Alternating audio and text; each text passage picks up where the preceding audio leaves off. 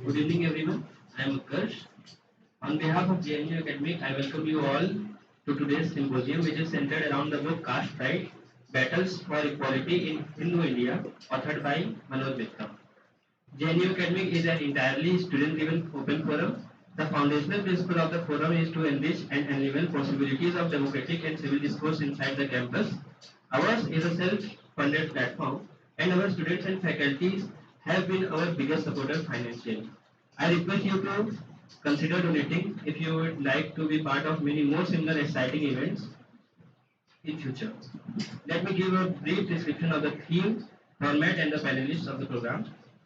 In this outstanding work, Mr. Manoj Mitta investigates the persistence and violence of the Hindu caste system through the legal framework.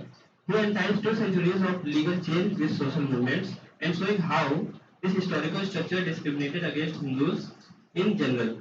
The book is a long journey of Hindu India's struggles to bring inequality in a deep caste, entrenched and divided society. It takes us through the differential punishment reserved for lower castes and discrimination and oppression of women, the Hindu Code Bill, and the rights of women, and how caste has played a major role in the courtrooms on aspects of discrimination, inheritance, and internecine rivalry between the varnas. We will get to know more about the book through subsequent letters by the author himself. Now, let me introduce our panelists. Mr. Manoj Mitta, the author of the book, is a New Delhi-based journalist focusing on law, human rights, and public policy. He was a senior editor of two of India's leading newspapers, The Times of India and The Indian Express. He was also the founding director of Foundation for Media Professionals, which promotes media freedom and works to uphold the standards of journalism in India. He has published two critically acclaimed books on sectarian strife in India, The Fiction of Fact-Finding, Modi and Godra 2014, in which he questions the exoneration of Narendra Modi in 2002 Gujarat riots and When a Tree Shook Delhi, the 1984 carnage and its aftermath, co-authored with H.S. Fulka. He has spoken at universities around the world, as well as the British and Canadian parliaments and the US Congress. We welcome you, sir. We have with us, we have with us as discussants Professor Uma Chakravarti and Dr. Sorry, Praskanva Sinare. Professor Chakravarti is a distinguished feminist historian who has taught at Miranda House, University of Delhi. She writes on Buddhism, early Indian history, the 19th century, and on contemporary issues. Among her many publications are Social Dimensions of Early Buddhism, Rewriting History, The Life and the Times of Pandita Ramabai, Generating Caste Through a Feminist Lens, and many edited volumes. She is closely involved with the women's movement as well as the movement for democratic rights in India and has been a part of many fact-finding teams to investigate human rights violations, communal violence, and state repression. She is also a film director and producer of several documentaries and films like Ye Log Haya Hamare, which documents the women's participation in Naxalbari movement. We welcome you, ma'am. Dr. Sinare currently works at the Center for Policy Research, New Delhi. Earlier, he has worked with the Election Commission of India and Oxford University Press. He has a PhD from Center for Studies in Social Sciences, Calcutta, Jadavpur University. His doctoral research looks at caste and politics in contemporary West Bengal through an ethnographic study of the organizational politics of Mathura community. We welcome you, sir. The format of the discussion is as follows. The book's author gets a maximum of 15 to 17 minutes to speak on the book, followed by each discussant speaking for about 15 to 17 minutes each. The, the author shall then reply to the discussion in brief. After that, we open up the discussion for the audience. Now, I would like to call the author of the book, Mr. Manoj Mitta, to start the discussion.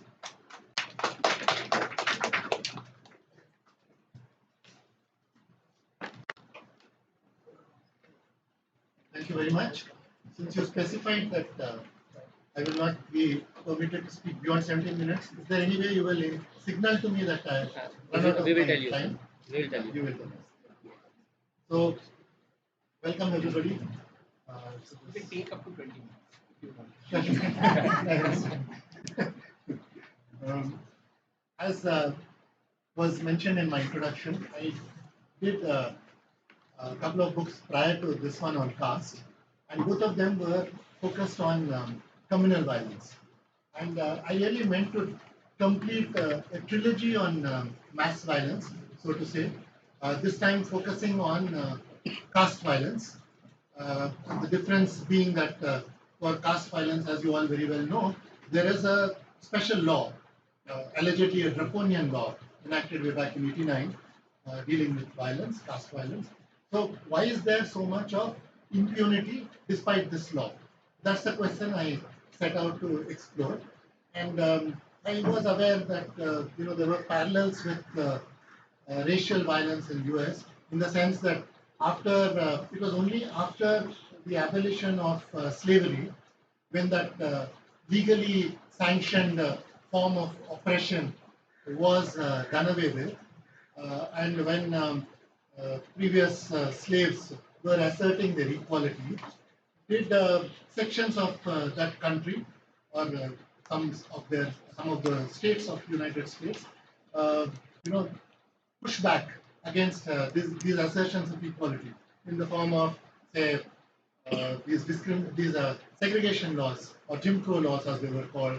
And then it was in the context of enforcing those laws, US saw a great deal of violence, the kind that they never saw when slavery was enforced.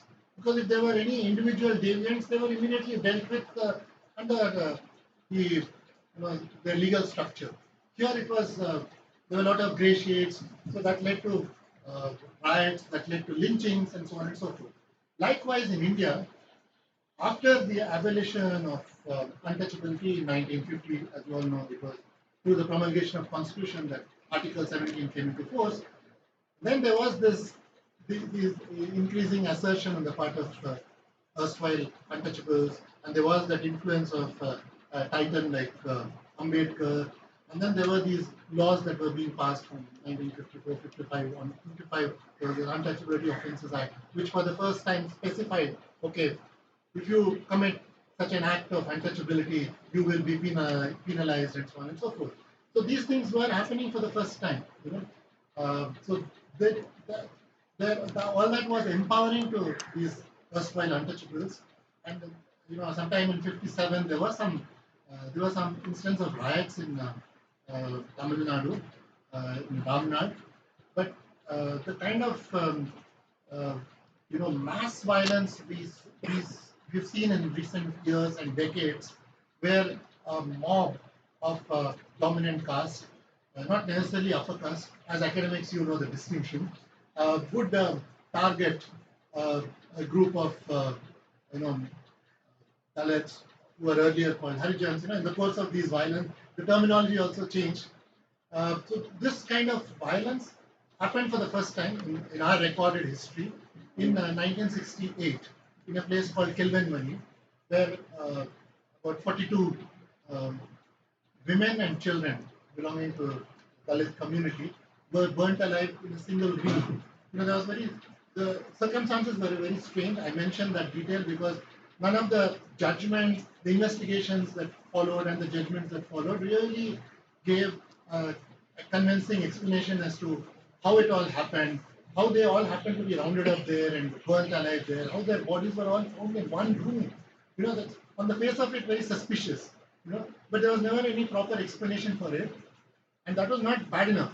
What was worse was all the accused were acquitted by consecutive courts all the way up to the Supreme Court. So, in a sense, Kilbenmani set the pattern for the scale of violence, the like of which, say, Gandhi did not see in his lifetime. He passed away in '48, as you all know. Even Ambedkar, who passed away in '56, did not see anything like this in his lifetime. Or even Nehru, for that matter, who passed away in '64, did not see.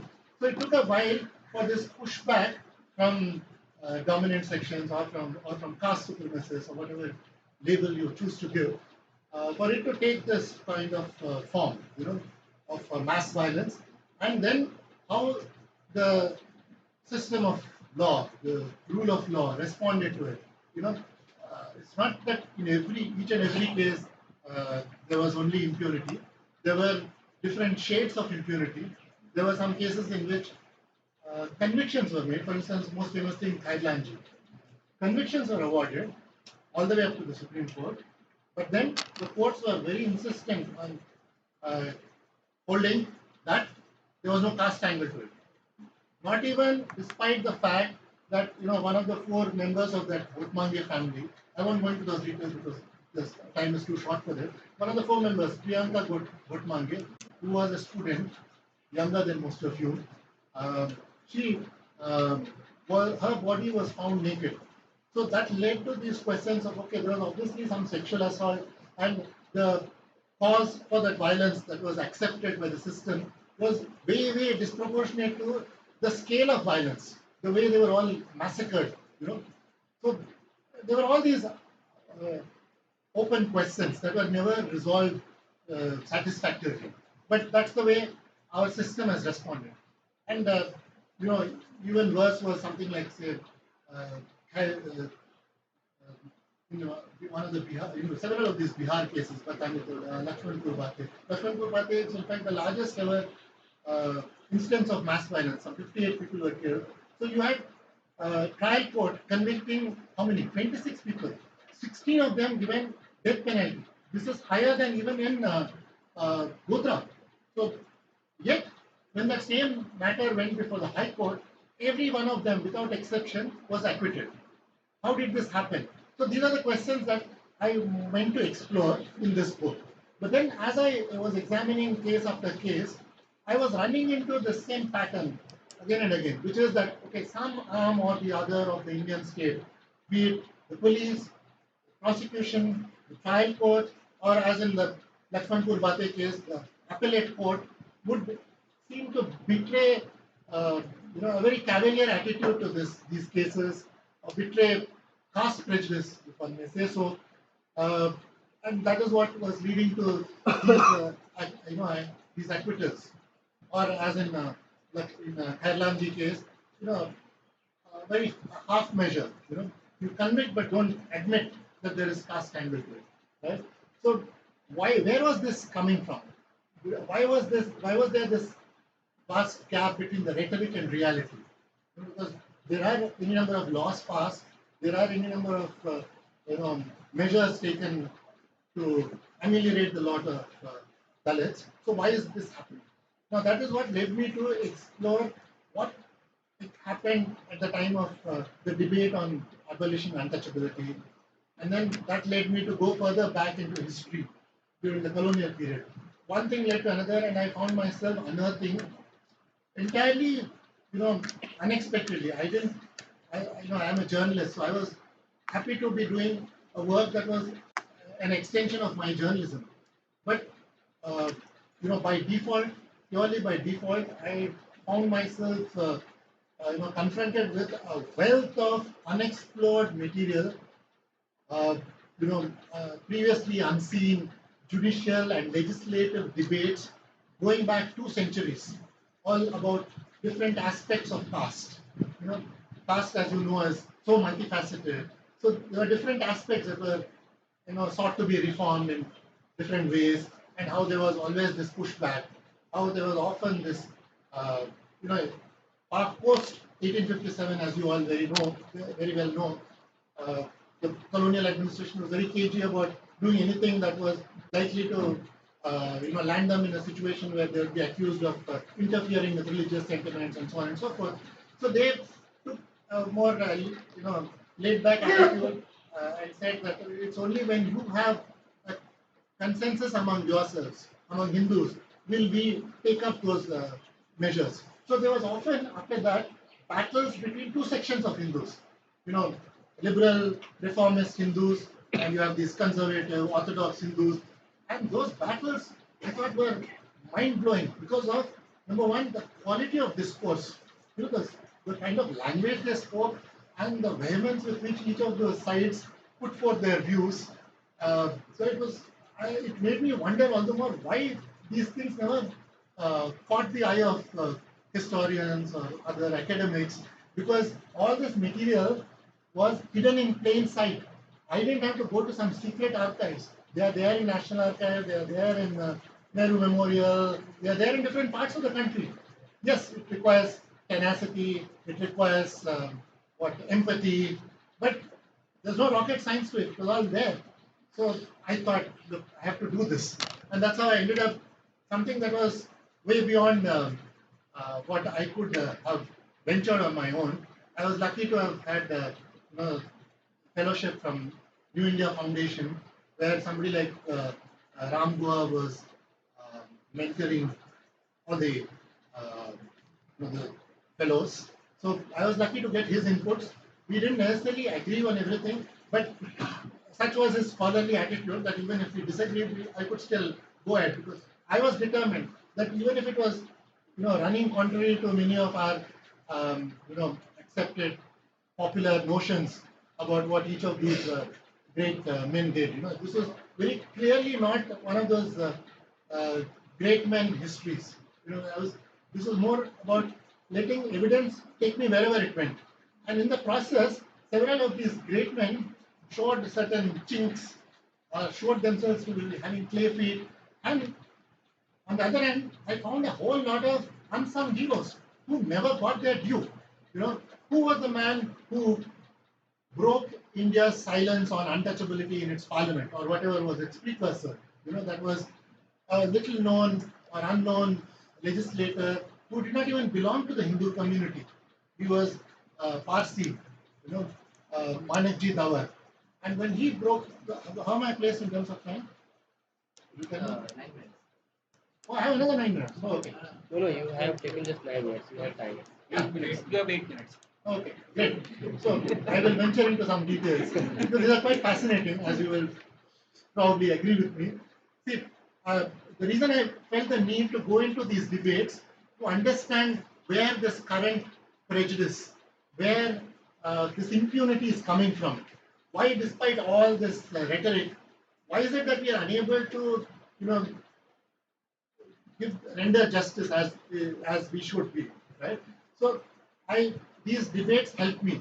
In what way? I will give a few examples. For instance, uh, who broke the silence on untouchability? It was not any of the Hindus, not anybody from the mainstream, not anybody from the Congress.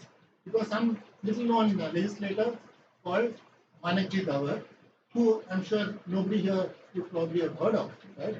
He was so unknown that when there were references to him in scholarly works, say for instance, Ambedkar's collected works, Baba Sahib Ambedkar Yes, writings and speeches.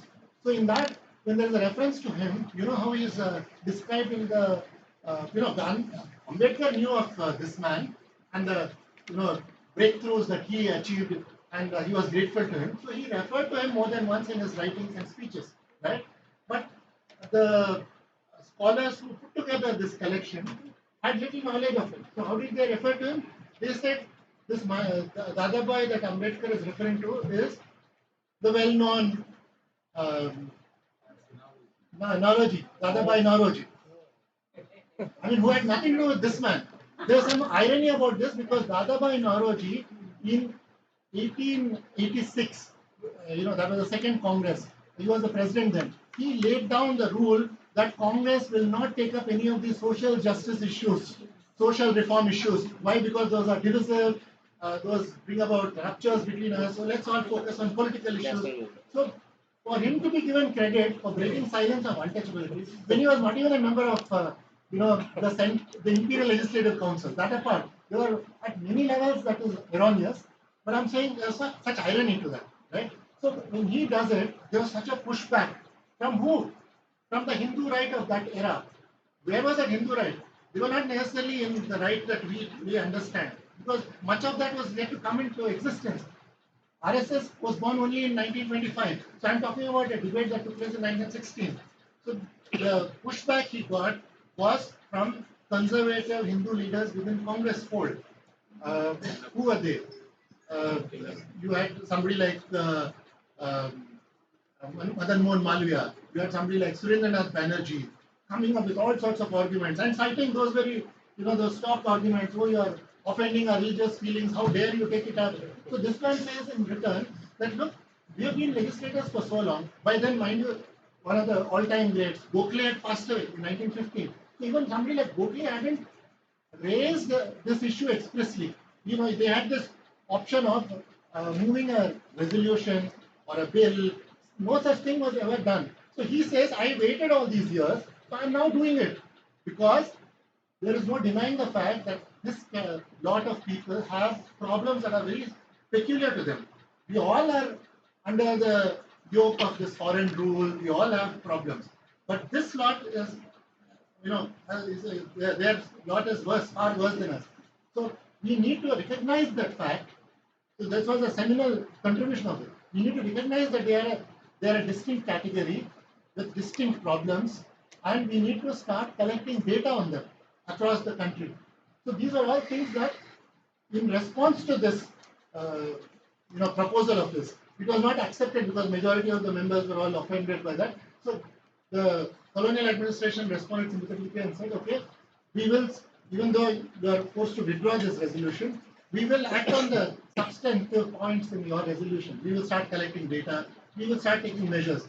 So one such measure was in Madras presidency, as a follow-up to this man's breakthrough, as a follow-up to the assurance given by the British government and at the national level. One such measure in Madras was, for the first time, they created a protector of depressed classes, which was the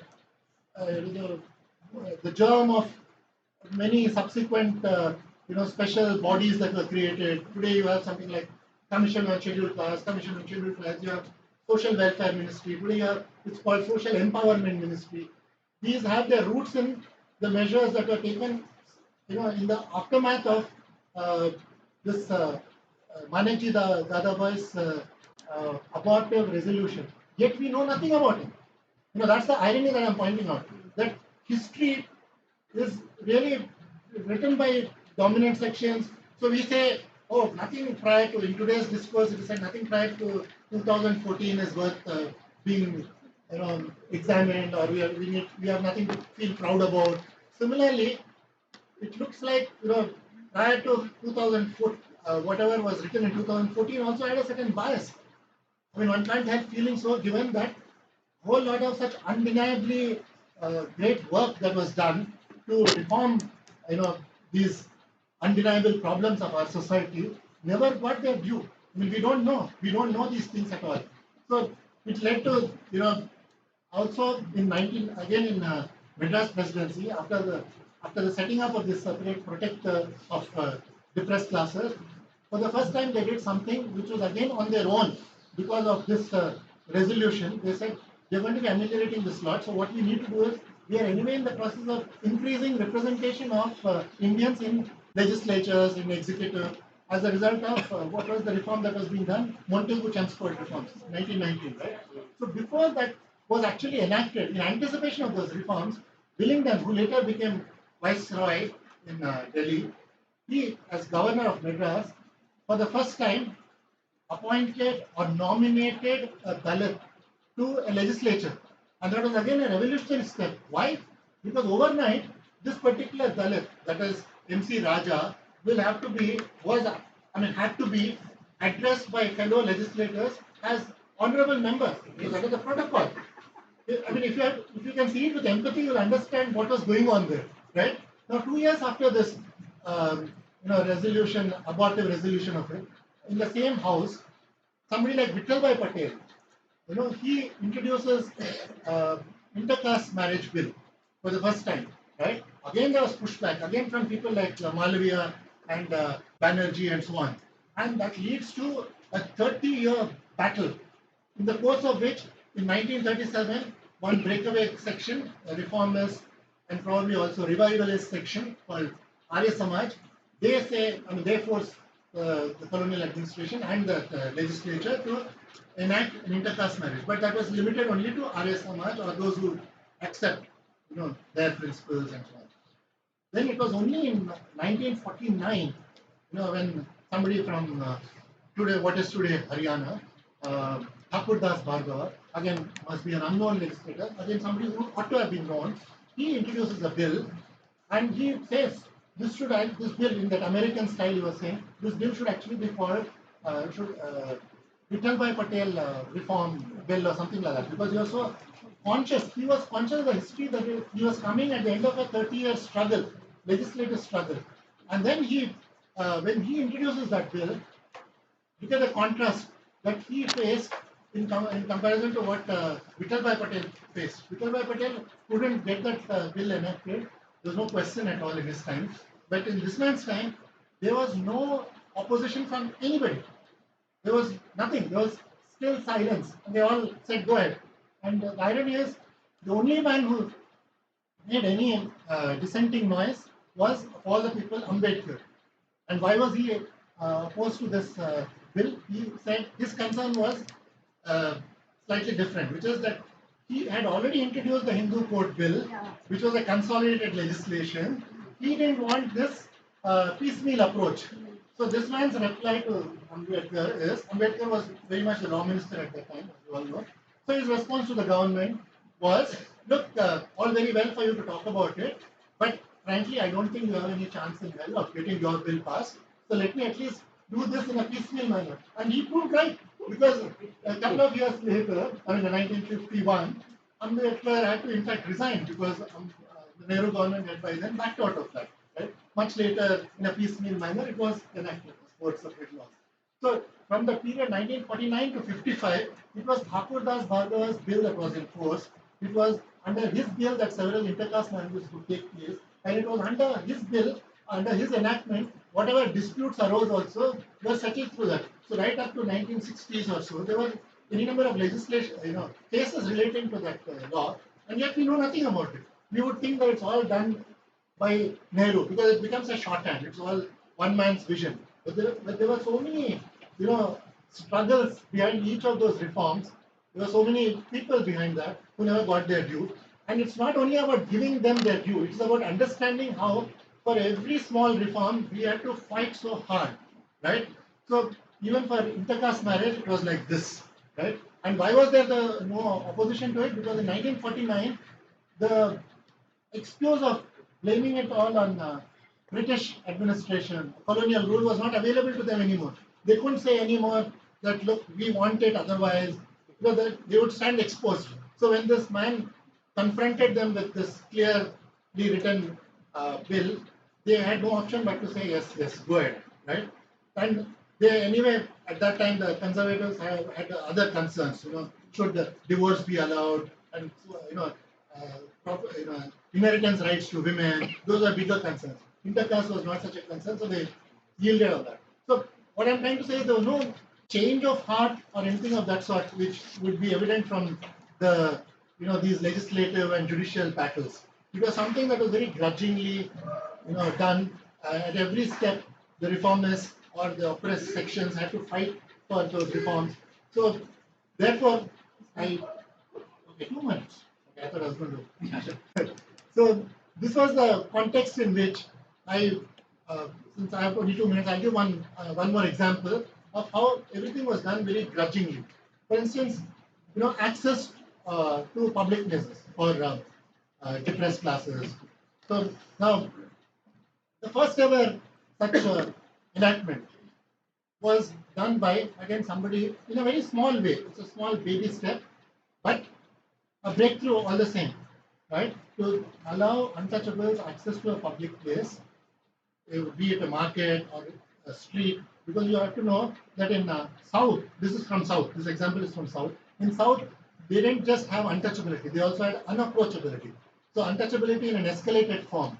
Even the approach of somebody or even the sight of somebody was polluting to them. So it was in that context that somebody called, an unknown legislator called Veerayan, he gets through a legislation passed in a very small way in 1926. Right? He even gets a small monetary penalty imposed for each of those violations. Right? But because of the lack of will, nothing much happens after that. But when the big players, the big parties come into the picture post 1935 Act, when the Rajaji government in Madras enacts its first legislation against untouchability, again relating to access to public places, what does it say? It doesn't even give as much as what Veerayan gives, which is recognizing something as an offense and imposing a penalty for it. This one doesn't say do anything of that sort. This one simply says, uh, such customs and practices that are oppressive to Dalits will not be recognized by any court or any authority. But those who still commit such violations, no punishment for them. So it's all done in such an incremental way that we have to start from a stage where they would say just a declarative law of that being something that's not allowed anymore. But they couldn't even get themselves to say it should be a penal offense. That happened a little later. In Bombay, under E.G. Care, and there was somebody like Ambedkar in the legislature, and he points out when a similar law was being attempted there, he said, "Hang on, how can you not say that it is an offense? How can you not say that it should be cognizable? What that term means is that it should be something that the police should be able to register an FIR and investigate."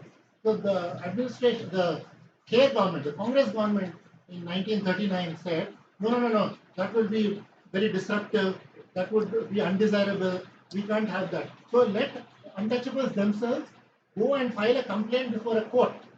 So this man said, which world are you living in? Do you think they will have the resources to hire a lawyer and take such steps? It is the state that has to take over the responsibility by treating it as a cognizable offense, and police should investigate.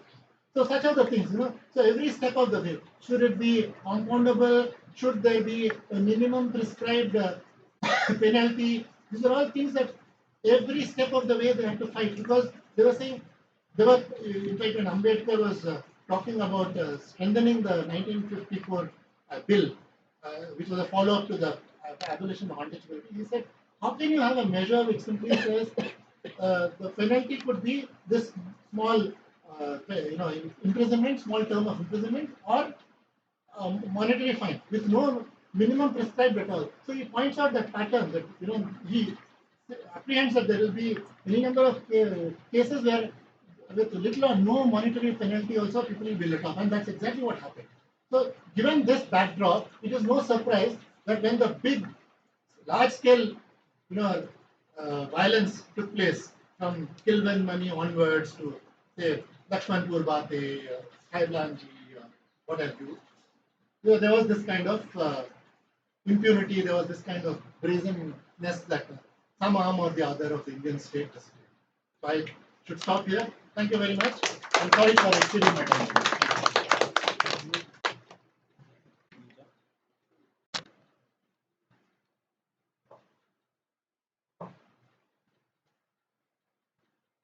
Now I would like to call upon Professor Chakravarti to say to me.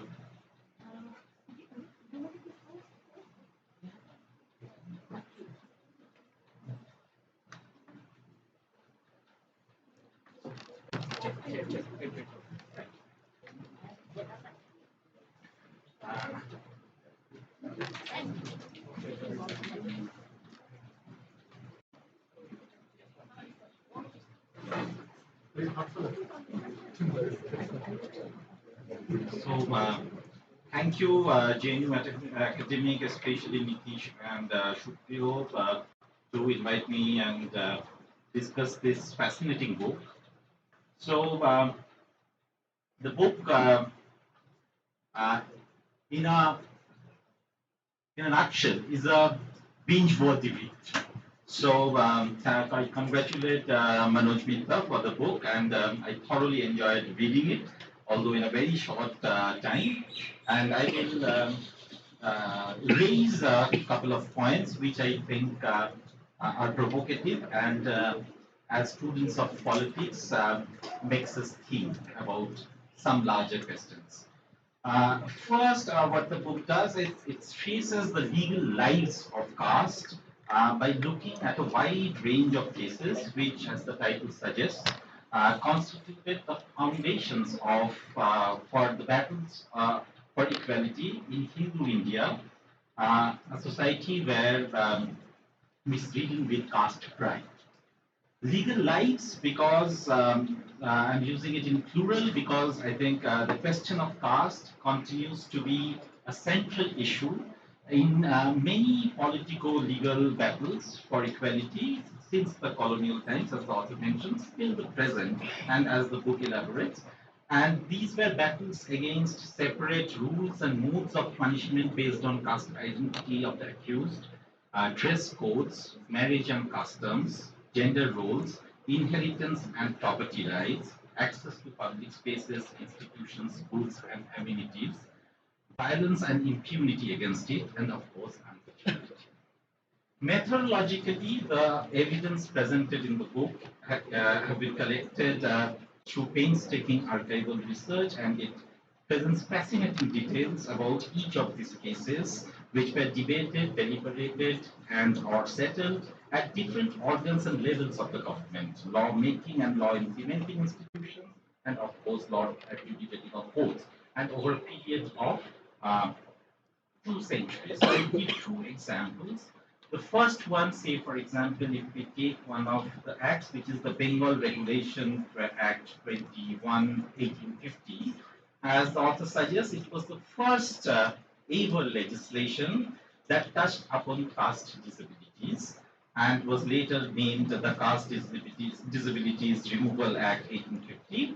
And it was fascinating to read how Mitta tracks the law from its origin to its demise only in 2018, so 5 years back.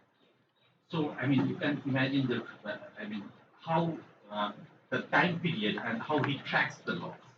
So he shows how the law, how and why this law came into being to protect the inheritance rights of those Hindus who converted to other religions, as well as those who were deprived of their caste through excommunication.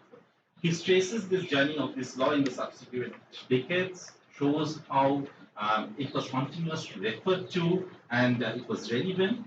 And the book says that how it was directly referred in drafting of laws such as the Special Marriage Act 1954. And finally, in independent India, when there were repeated efforts to go back to the old laws and which are obsolete, these laws was never touched. Only in 2018, without much hullabaloo, this law was repealed by the government of the day.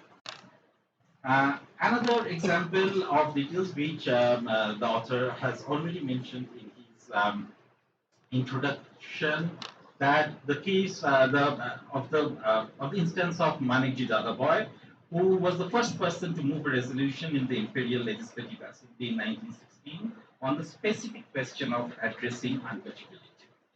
Now, however, scholarly, like he gave the example of the complete works, writings, and speeches of Dr. Ambedkar, and how in that text, in that volume, it was the identity of Dadabhai was mistaken as Dadabhai Naoroji. But not only that text, even the works of scholars such as Veilongal also made the same mistake, where Dadabhai was mistook as Dadabhai Naoroji.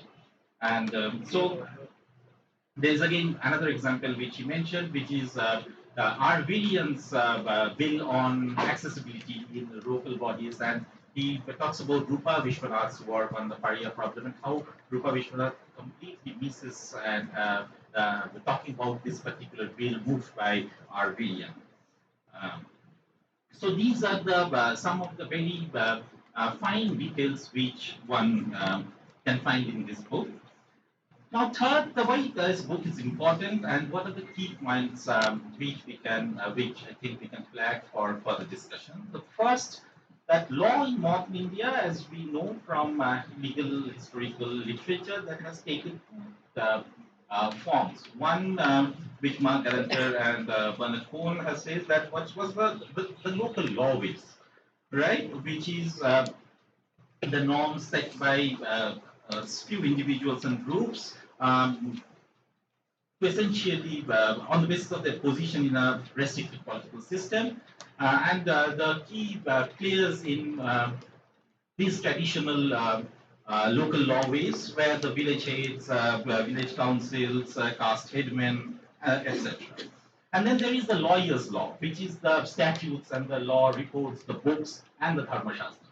So this book in particular deals with the second aspect of law, which is the lawyer's law. Right? So that's the first point I want to raise.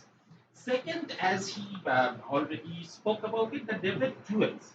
What he found fascinating and which is reflected in all throughout the text, that it was the legal battles, how arguments were made and countered in these law-making bodies or courts.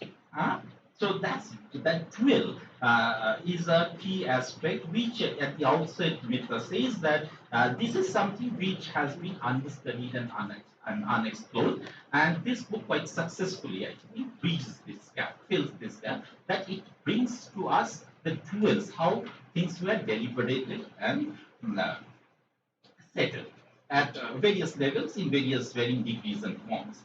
Uh, the third thing is that legal, he talks about this many laws from, like I say, from corporeal punishment, access to public spaces, gender roles, untouchability, and how in each cases it was not a reform which came one time off. So it was a sustained battle over a considerable period of time, which he says that legal advancements for achieving equality and dignity, and there were broadly two, he identifies two broad strategies. One was an incremental reforms agenda, where there was a local referendum-based approach, for example, adopted by Gandhi or Rajaji and the Congress largely during the colonial time. And then there is this right-based approach, where, for example, Ambedkar, he says is a right advocate of the right-based approach, and he says that he already pointed out that Ambedkar, for example, pointed out that the question is not that what offenses have been committed. Rather, it's a question of protecting civil rights. Right? So what offense has been committed? We are not dealing with that this offense has been committed against this particular group or individual. Rather, we are more interested in safeguarding certain civil rights. So right-based approach was what, and two approaches were there in these legal battles, which Mitta's book quite beautifully brings out.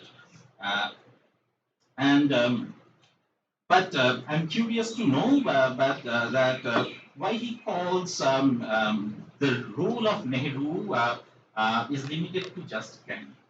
So that's one question I have, and we can have when it comes to caste reforms. One key argument of the book pertains to the role of the colonial state. As Mitta writes, and I quote, whatever caste reforms India pulled off after its independence have their origins in the pioneering struggles against Hindu conservatives that had been waged under British India. Unquote. Now, in doing so, what the book tries to do, that it ruptures the nationalist myth that India's political freedom finally empowered Hindus to enact caste reforms that they could not have done earlier. Unquote. So this is one major argument of the book, that Indians could approach the question of caste reforms only when they become politically independent. But what he shows that these battles were fought largely under the colonial rule. So much so that, but of course, Mitta extensively talks about the dilemma of the colonial state as well at every juncture, whether to adhere to the liberal principles that it espouses or the position of the colonial state of non-interference into social and religious matters and customs. So this dilemma was constantly there, but there was also battle. So this duel, this interaction between multiple stakeholders is one very important intervention. And yes. So, in doing so, he also talks about the contributions of some of the noted colonial rulers, such as Edward Hyde East, John Drinkwater Bethune, Lord Wellington, Lord Dalhousie, among others. And in context of the Bengal Regulation Act of 1950, for example, Mitta emphatically writes that I quote, Dalhousie gets little credit in popular history for being instrumental in striking a blow against caste, however nominally, for the first time ever in a national legislation. So you guys, that while we know Dalhousie as someone who introduced railways, who was responsible for doctrine of lapse and other things, but Dalhousie also gives this colonial figure a very important place when it comes to the question of caste reform in Colombia. So that's a very important point he makes. Then, as he said, that there are unsung, he brings into the picture when he delves into the archives, he encounters names and personalities across caste groups and religions who were instrumental in shaping these legal battles and taking these legal advancements forward. And these include Vittalbhai Patel, Manikji Dadaboy, M.R. Jayakar, M.C. Raja, R. Srinivas, R. Viriyan, B.V. Narasimha Iyer, S.K. Bole, G.A. Gavai, Thakur Das Bhargava, Amrit Kaur, Hansa Mehta, Keshava Pillai, and J.A. Saldana, and many more. So this is one way. So if we, while reading this book, we come across figures who were not given their due in academic or popular history. Next, the book, what it does, that it provides us an historical understanding about the standpoints of different political forces, actors, and how their standpoints have evolved over time and in which directions. For example, he categorically mentions the example of Gandhi and how he, for example, moved on the question of, say, temple entry and access to public spaces. He moved from an incremental approach to a law-based legislative approach. So there was a change in Gandhi's idea, and also, for example, like it was mentioned that on the when Thakur Das Bhargava was moving the bill, in 30 years when Vittalbhai was moving the bill, it was unthinkable. There was opposite. But when he got 30 years down the line, things changed, right? So that was a major shift in the standpoints of political actors, and with this book traces those changes very meticulously.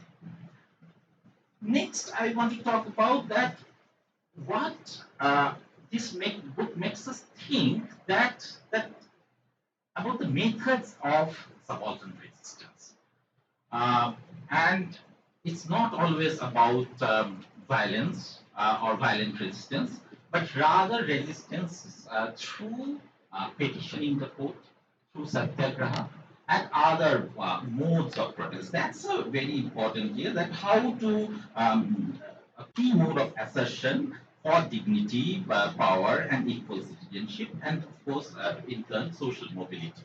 So so for example, there is many instances, for example, the question of Nadar in Tamil Nadu and how their economic and social position strengthened and how they petitioned the court and how question of access to public spaces and others were shaped around it. So, I mean, if we look at largely the question of caste social mobility, we will see that the dominant modes were, one was conversion, was acculturation or sensitization, and then there were anti-caste social visions that the sects which try to come out of Hinduism. But this legal domain, how it helped or how it was a dominant mode of assertion and for mobility, this is something which this book brings out very carefully. Next, it provokes us to ask, like he started, like why he wrote the book, what motivated him to write the book, that what is that the caste violence perpetuates,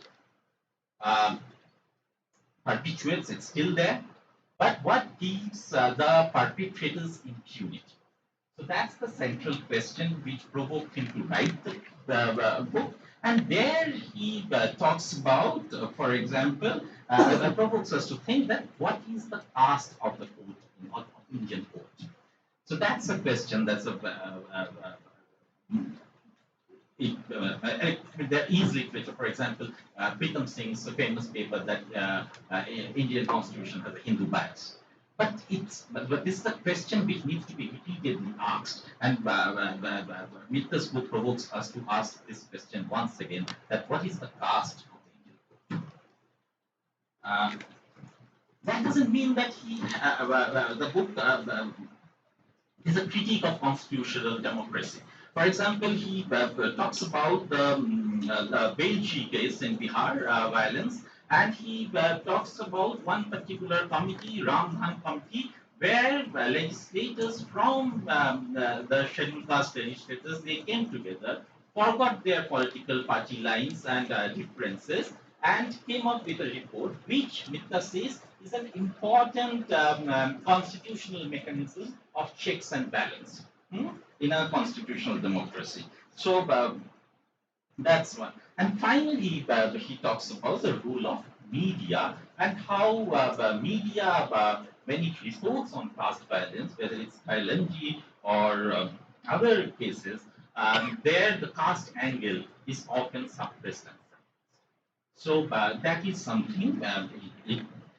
Finally, I will talk about a few observations and comments that I have. First, on terms. That when he uses, for example, the term Bhadralok as only upper caste,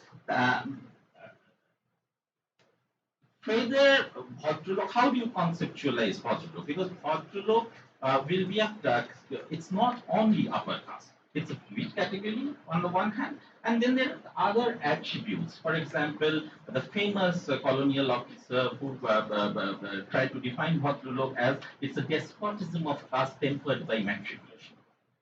So, so Bhadralok is the upper caste, the urban upper caste elite who were beneficiaries of permanent settlement, were absentee landlords, had white-collar professions. So their English education. So these were other salient features of the Bengali populace, not only upper caste, right? So, so Upper caste plus. it's upper caste plus, right? And consider it as refined folks. Yeah, gentle. I mean, that's very hard. So that's one. Second, when he was, for example, his use of the term Harijan. So in the last two chapters, particularly when he's not referring to a particular archival evidence or any other text, he's using the word Harijan to address or to denote Dalits and or scheduled castes, right? The formerly untouchables. Now, why is he choosing the Gandhian category Harijan and not the Ambedkarite coinage Dalit? So that's one question I have. Then Hindu India or Hindu society, how is he defining Hindu India or Hindu society? Because there is no definition as such which I came across in this book of Hindu India, because there were also within what we know as Hindu society, for example, there were anti-caste social visions. For example, Narayan Guru's example is there in this, or Periya's example is there, and there are other examples where they were not part of the Hindu society in some ways. I mean, at least, for example, I can talk about my own work on the Mutwas, where a section of that community thinks that we are not Hindus, right? Because Hindus, we have a different sect, and this is, this is a resistance, ideologically speaking. So, I mean, how does it conceptualize Hindu society? Next, because this brings me to the last 2 points, that that use of law in India has also been instrumental in silencing these anti-constitutions. And I'll talk about two, for example, cases. One, old law, which is the Constitution Scheduled Caste Order of 1950, which Jueli's work, for example, talks about that how that law was an instrument of political engineering and Hinduizing anti-caste social visions, or for example, groups like, say, Lal Begis, right? So the census operators, and how they were made into Valmikis and hence Hindu. So that's so law has been used in India by the majoritarian establishment as a tool of appropriation. Right, so that's one. And the second instance is the most recent instance of the Citizenship Amendment Act 2019, where only you are allowed only if you, which introduces religion for the first time in the determination of citizenship. Where, for example, I can talk from my own fieldwork, where Motuas, for example, in spite of having an anti-caste, anti-Hindu identity claim, still have to now identify as Hindus just to be beneficiary of the citizenship law. So these like from 1950 to 2019, there are examples where the law is a tool of silencing anti-caste voices.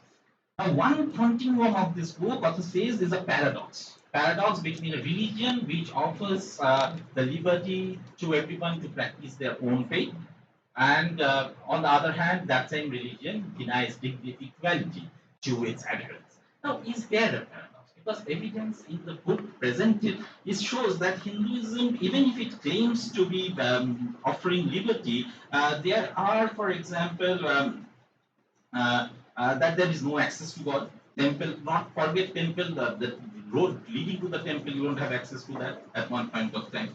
And even if there is an anti-caste ideological project or people choose to convert, one finds cases of excommunications or practices like Shuddhi, Dharvapsi, or some prokshana or appropriation. So, if you can explain a little more about why you call it a paradox.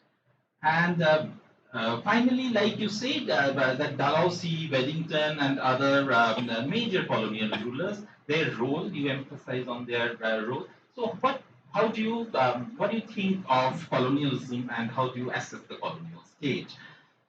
And finally, there is a curious, at the preface, the author lists that I'm talking about some unsung heroes. Now, there, if you see the list in the preface, you'll see only men.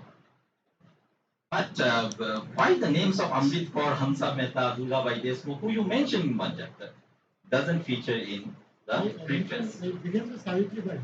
Yeah, but Amrit Kaur is a known name. No, we're talking about I'm talking about Amrit Kaur, Hansa no, we're Mehta. talking about the cover flap, right? No, the preface. This Oh, is in the page, preface. yes. This is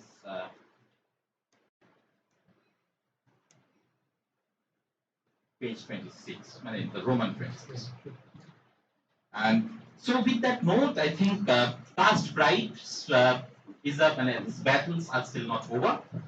The recent episode of Zomato ads, if you have come across, we'll see that how caste is a persistent category of inequality in India, and battles of equality needs to be fought in the coming days with more rigor. And this book definitely informs us about the histories of those battles and motivates us to take it forward in the coming.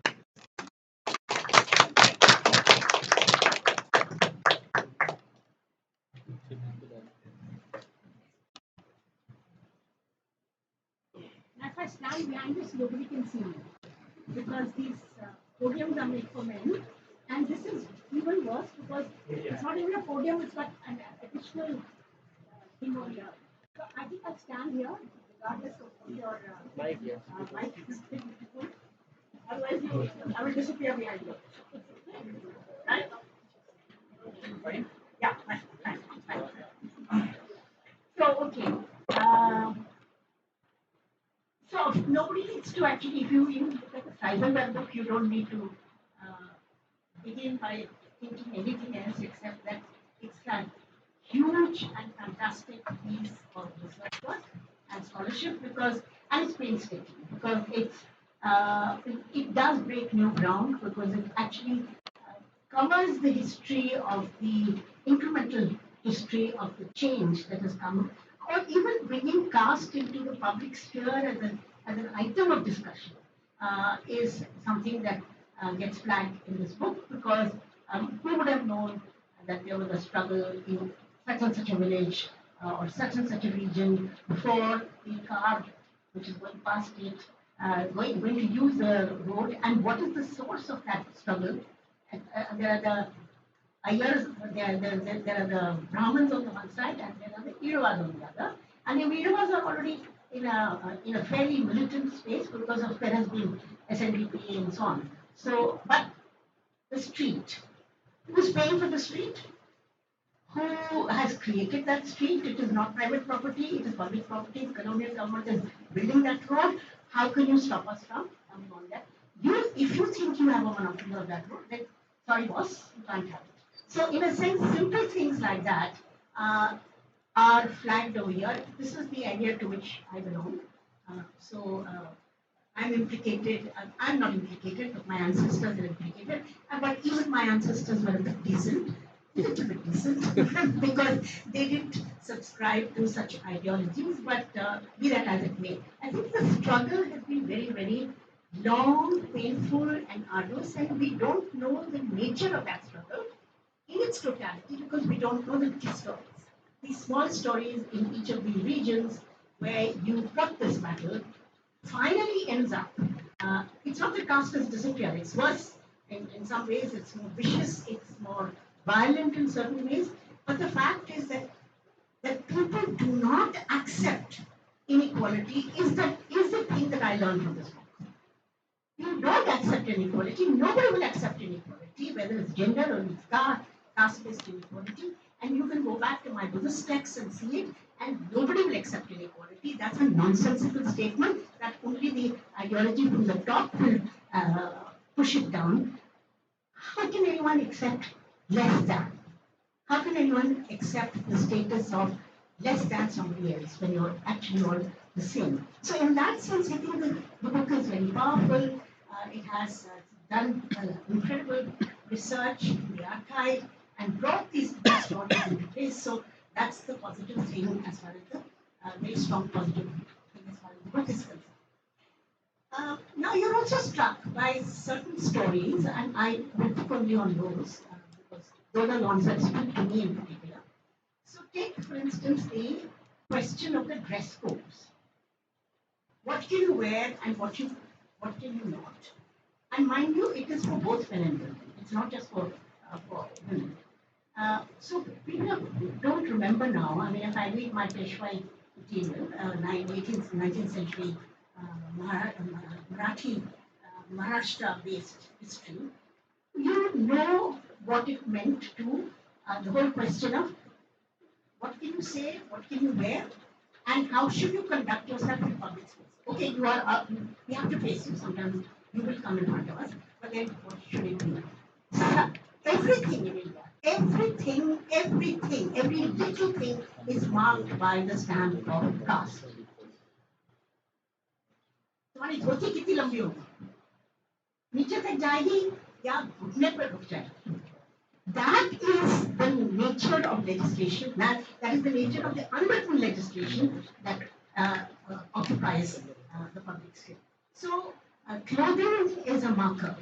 Now, clothing is a marker. So because of the fact that one looked at the 19th century writing from the point of view of caste and caste battles, you also know that there's a distance pollution, which of course is infamous in Kerala, but it is there everywhere, wherein the Dalits were expected to carry a spittoon in front of them so that the spit does not go into the air, it goes over here. So this marking of caste, which actually got this latest, you go back, it's got the longest history that you can think of. You don't just go to the Dharma Sutras. It will tell you what you can do, what you can't do. And by the way, we've never had the uniform civil code. These fellows can boast as much as they like that they'll bring the uniform civil code. We know what they'll do. They will simply say, the Muslim cannot have 4 wives, and that you can't go through that. That's the only thing that they're going to do. They are not going to legislate out from the public sphere the inequality which is built into the civil codes, into the manner in which the civil codes are actually articulated. So you have dress, clothing, distance, and so on.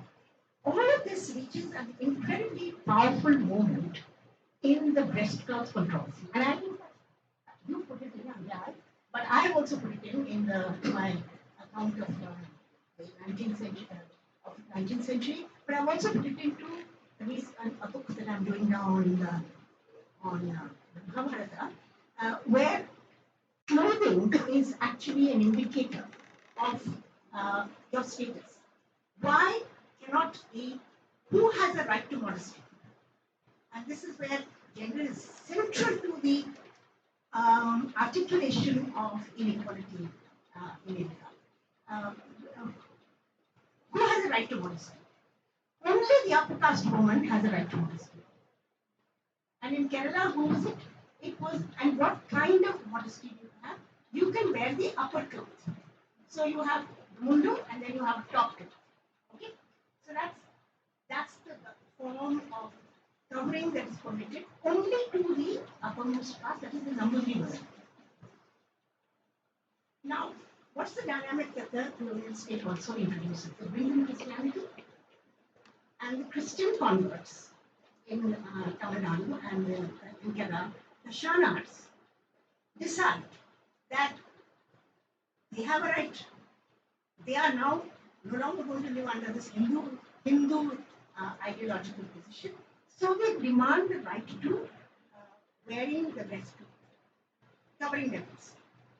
Now, immediately, both the indigenous government, which is the Trivandrum, the Kerala Varnas and whatever it is, and even the British don't want any noise to be made on this. They don't want to encourage this business of claiming the same rights as the Namboodirri woman.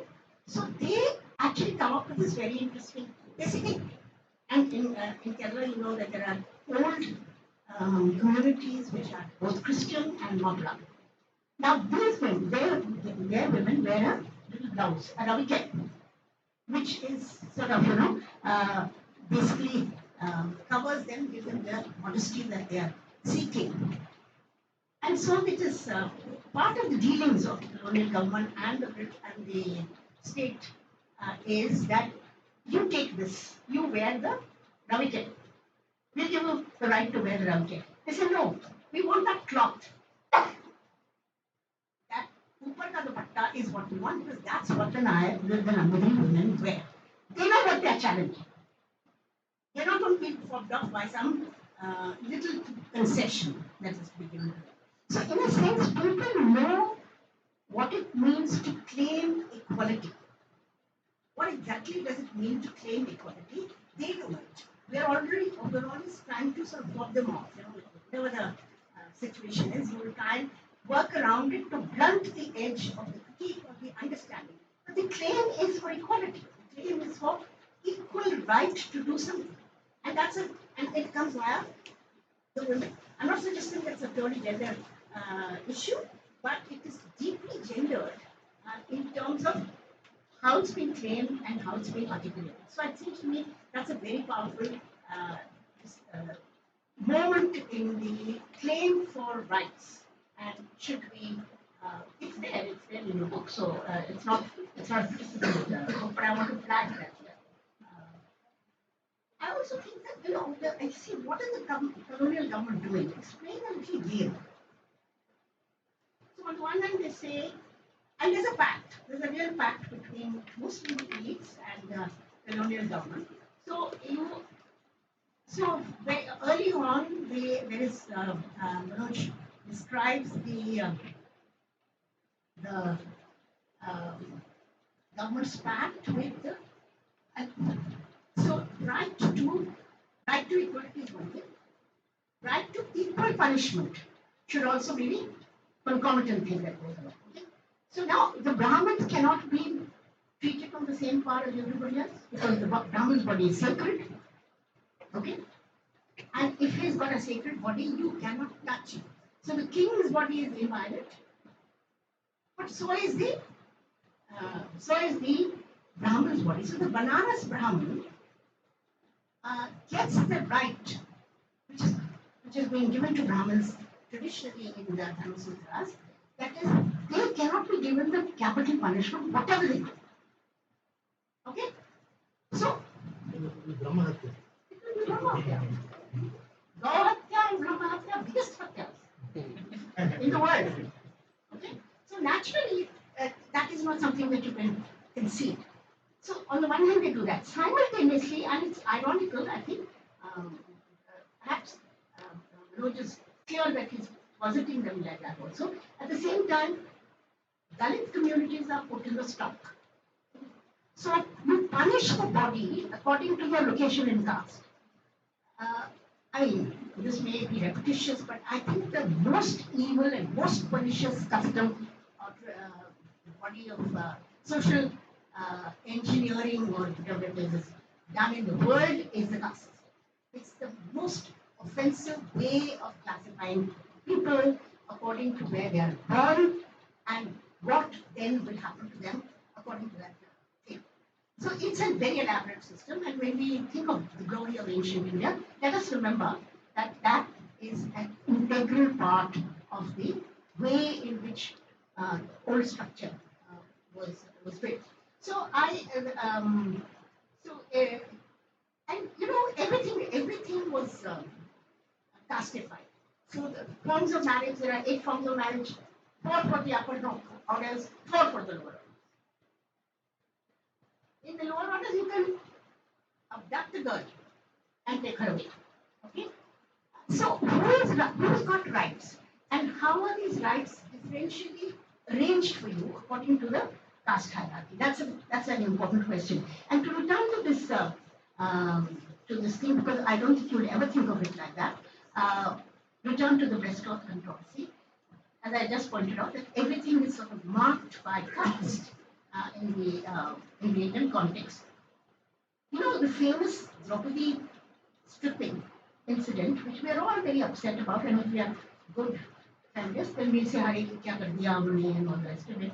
But actually, if you look at the dynamics of what is happening, and I'm not suggesting that she should have been stripped, or anyone should be stripped, but the fact of the matter is that actually the sequence of events is that first, Draupadi is turned into a Dasi. Please remember that. She is no longer a queen. She becomes a Dasi. Once she becomes a Dasi, she has no more to say. Then you can do whatever you like with her. And when Duryodhan says, come sit on my lap, and he points out his left thigh to her, he's inviting a sexual gesture. You now belong to us. You are a slave woman, a free woman. So who has rights? And what is Draupadi resisting? Is she resisting, rights for all women, or is she resisting her being downgraded into the position of a Dasi? Because she doesn't speak for the Dasi as a whole. And then if you go by the logic of what happens, the men are also, they have also become Dasas, the 5 husbands. So then, first they strip, they take off their underwear, their top garment. And then they start to pull Draupadi's sari. It's the upper cloth, which is got a single cloth, so which is covering you. So in a sense, what I'm trying to say is that even the right to the body of the person is not acknowledged as a right that anyone will have, and so at the end of the day, the sexual violence that's unleashed upon women and particularly based upon caste is something that is built into the structure of rules and governance. I just there's a interesting. There's a thread over here in the book, which is very valuable and it's very detailed. And I think you will agree with me that when you all read it, that it's a gold mine. So it's got details of a kind which then you can perhaps go off and refer to and so on. And there is, but I want to just deal with a little bit of the way in which rights have been claimed by women below the hierarchy of where you will grant them modesty. And that actually brings us to places like Helanji, Sirasgaon. I don't think too many people know about Sirasgaon. But Sirasgaon is a beautiful, when I say that Anupama Rao wrote on, it's a very powerful account of, it's post-independence, and it's not yet the Prevention of Atrocities Act has not come into being, but there is a atmosphere of change, and one of the things that is resisted leads to that confrontation, which is that it's like a precursor to technology, but it's obviously certainly a slightly different order. So the right to modesty, the right to bodily integrity and modesty is not something that is granted to women who are, not the upper caste woman. I mean, down the scale, so at the end of the day, it leads to a massive confrontation, and finally there are 4 people who die. Women are stripped and paraded. Stripping and parading, by the way, is very much a castified thing. You don't normally strip and parade an upper caste woman. You do. So at the end of the day, this gender threat in the caste system and the manner in which the caste and gender come to play a very prominent role in the manner in which caste power is articulated is a very important element of the structure as a whole. And I don't know if we have done enough incremental work in changing and acknowledging the wrong and or in changing the law. And the Prevention of Atrocities Act definitely tried to tip the balance in favor of the grant to a certain equality in the presence of the law. But as you all know, those of you, and it's also appeared in the book, Kailanji actually is marked by the fact that in Kailanji you do not acknowledge both the sexual violence on the one hand and the caste-based violence on the other, because it was not filed under Prevention of Atrocities Act. It was under sexual violence disappeared. So at the end of the day, they may be very rhetorical in the sense that they said we gave the death penalty to 4 people, the High Court took it down, and it's equality. Justice was done, but justice was not done because you erased the particular dynamic of what was happening over there. And it's very important for us to remember, what is Priyanka Bhatmange doing? What is Surekha Bhatmange doing? What are they being punished for? Surekha and Priyanka have to get. Surekha has dreams for a normal life, and she has dreams for her daughter studying and so on. So Priyanka goes to college on a bicycle, okay, to study. Now here is where they go to file an FIR against the bigwigs in the village. There's been an incident over there. The right to file an FIR, which is a fundamental right to everybody, is not allowed in this case. That is the source of the entire conflict. That is the source of the entire tension that happens in that village, in that case. So it is important. So in a sense, to erase, not use the Prevention of Atrocities Act over there, and not acknowledge the sexual violence is actually not to recognize the caste-specific dimension of that violence. And it doesn't matter if man is punished. It goes all the way to the Supreme Court and you say, okay, we'll put you in jail for 15 years or 14 years. Then we'll celebrate you afterwards. You come out, we'll celebrate you afterwards. Wo bhi karenge. But the fact of the matter is that it's called comfort to those of us who are seeking justice in the way in which we should. I actually think that it's very significant. I don't want to repeat the points. There's a whole history of massive violence between the dominant caste and the Dalits, starting from Kilmeny. And because I made a film on Kilmeny also, it's something that I feel very close to. They didn't get justice. So finally, what did they do? One young man simply went off and killed the landlord. Nobody can acknowledge it. That crime could never be traced back to him, but I have mentioned it.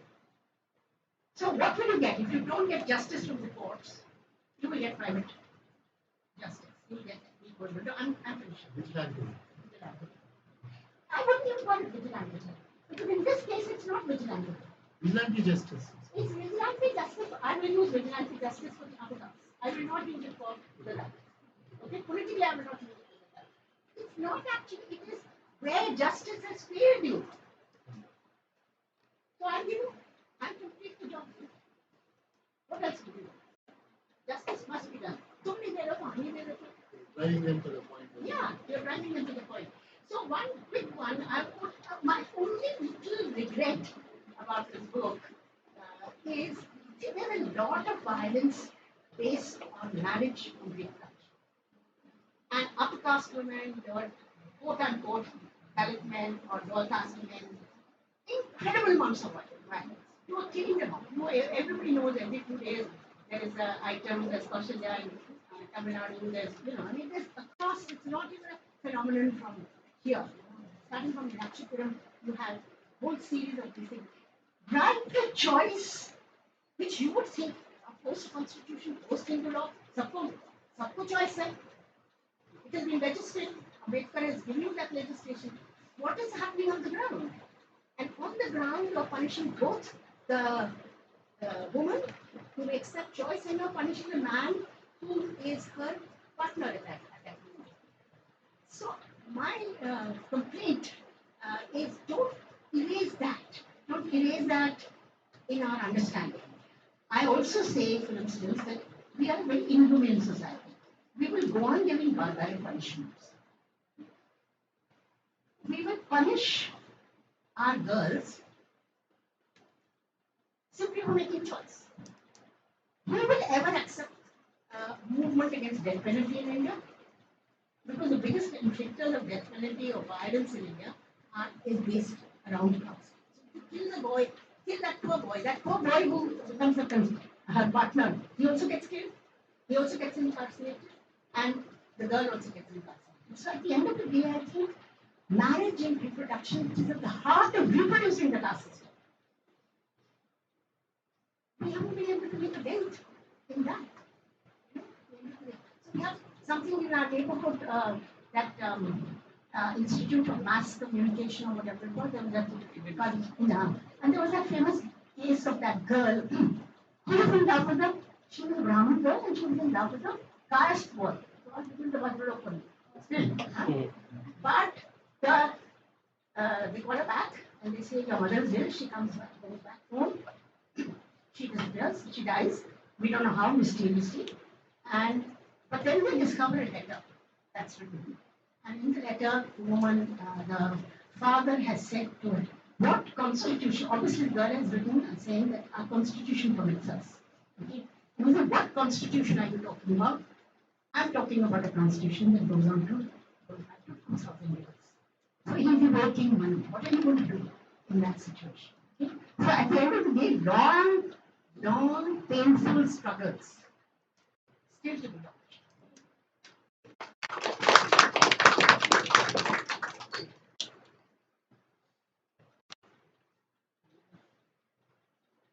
I would like to call Mr. Manoj Mitta to reply to the issues if I were discussing.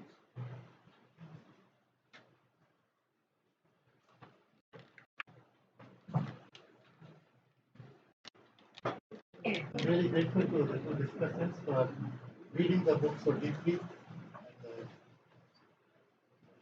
bringing out many layers that are there in it. And I am humble enough to state at the outset that I reached a point where I felt that I was not even writing the book myself because it was all about summarizing, seeking to summarize, seeking to bring to life this reams and reams of material that was lying there.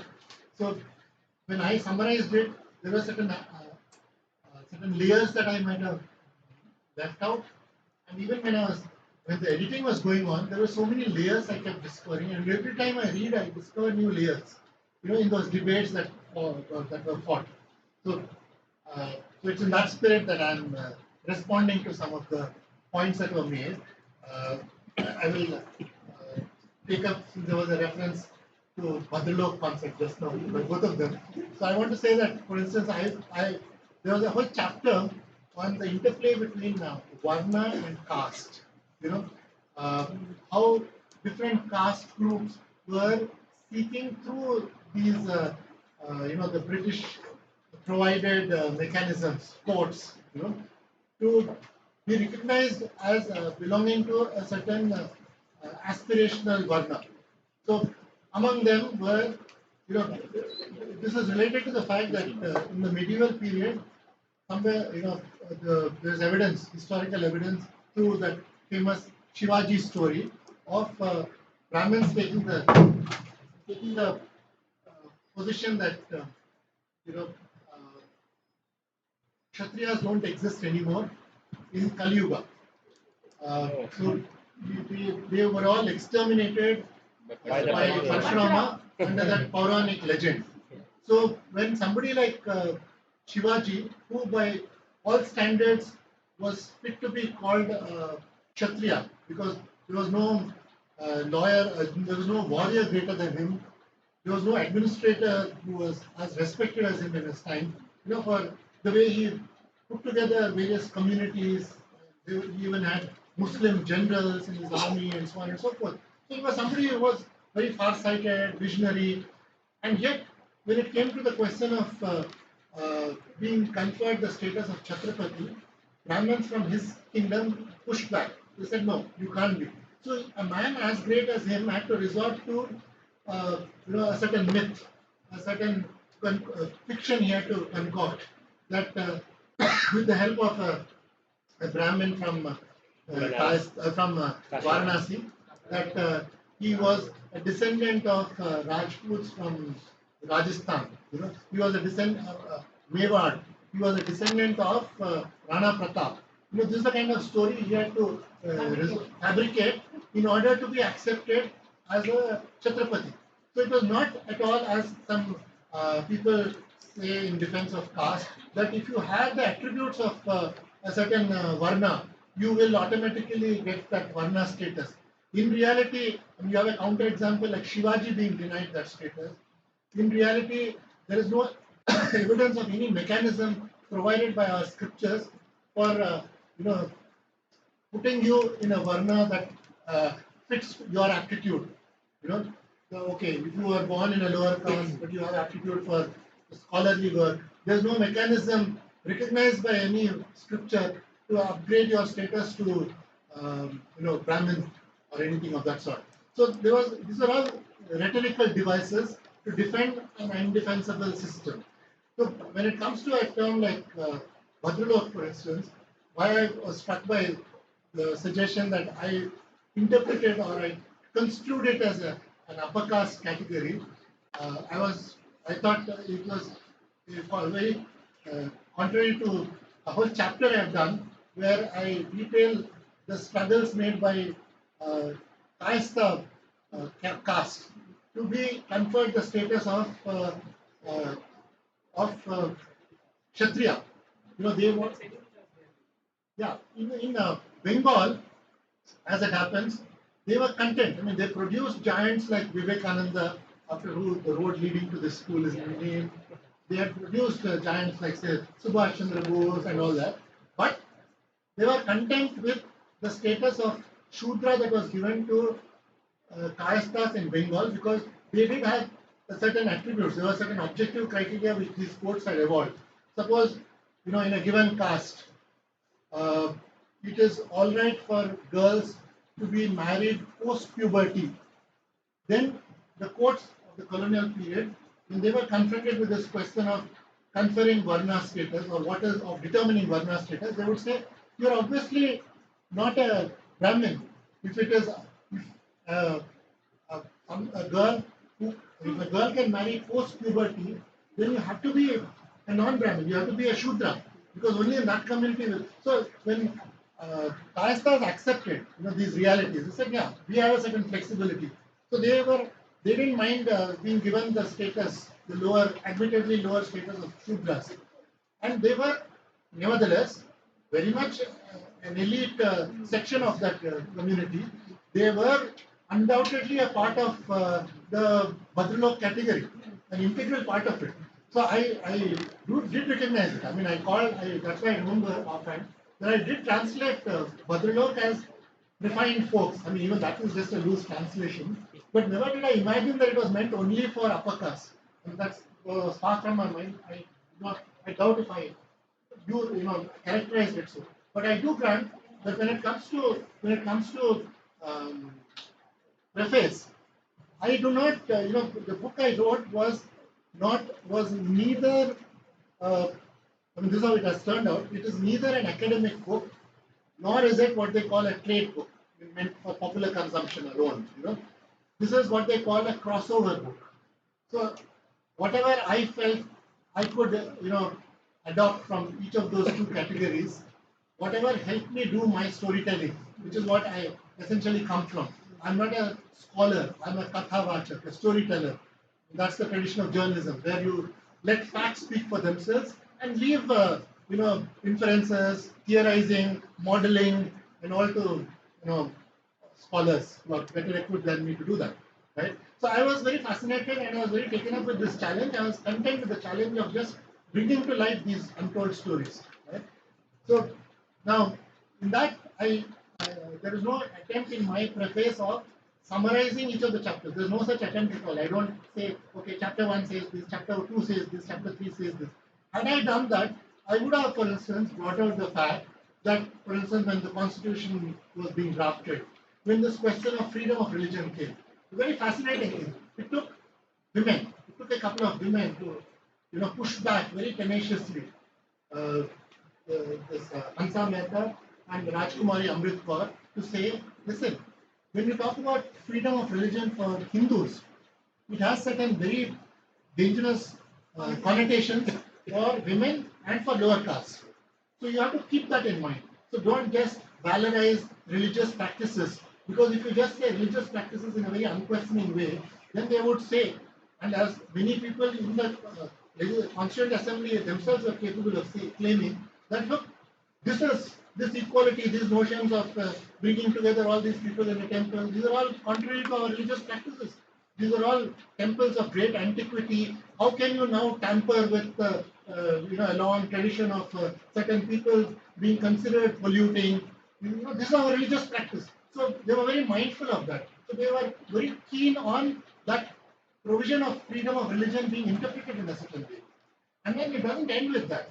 As Dr. Chakravarti said just now, it was something that was, there a lot of these reformers, or maybe you also said, a lot of these reformers were across castes. It's not as if they were only lower caste or the affected caste that were fighting for these reforms. A lot of upper caste, a lot of Brahmins were keenly conscious of how untenable, how evil the system was, and that prompted them to fight against it, seek reforms, to bring about a degree of equality. So here again is an example that they have in that same provision, Article 25, there is 25(2), which is about what?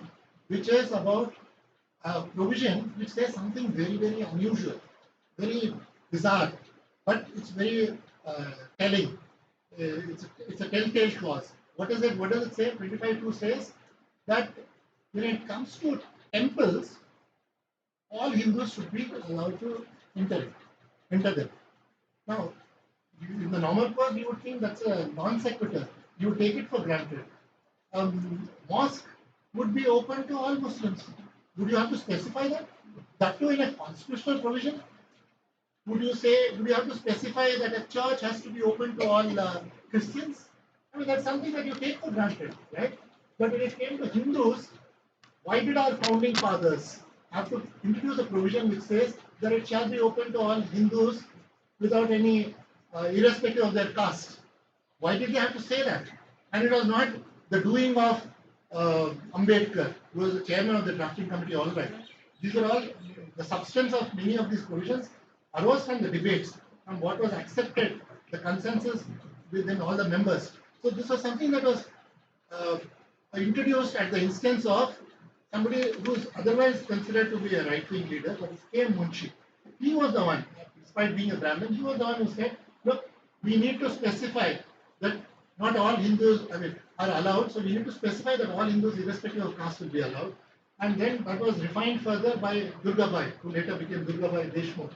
So you had a lot of these women, a lot of these upper castes, a lot of these lower castes, across, categories. Sorry, you were repeatedly raising your hands. I thought the Q&A comes a little after I respond. Yes. It comes in little later. Just a minute thing. Like, I don't know if it's a fact or not.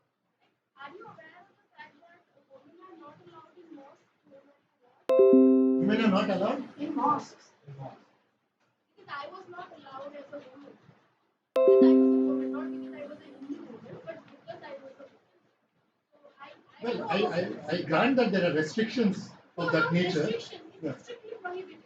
Like in any mosque, women are not allowed. So are you aware of that fact?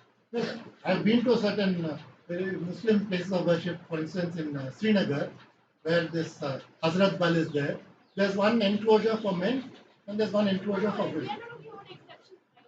Yeah, mean, I mean, you, that's why I said, like, are you Please, aware about it? no, no, I'm saying we are not If you talking. accept it, I was not aware. It's fine. No, I'm citing a counter example, and I'm also saying that there are. We are not talking about gender specifically here. In this one, it one said that it's about caste. They were conscious I of was how. asking in the context of logic.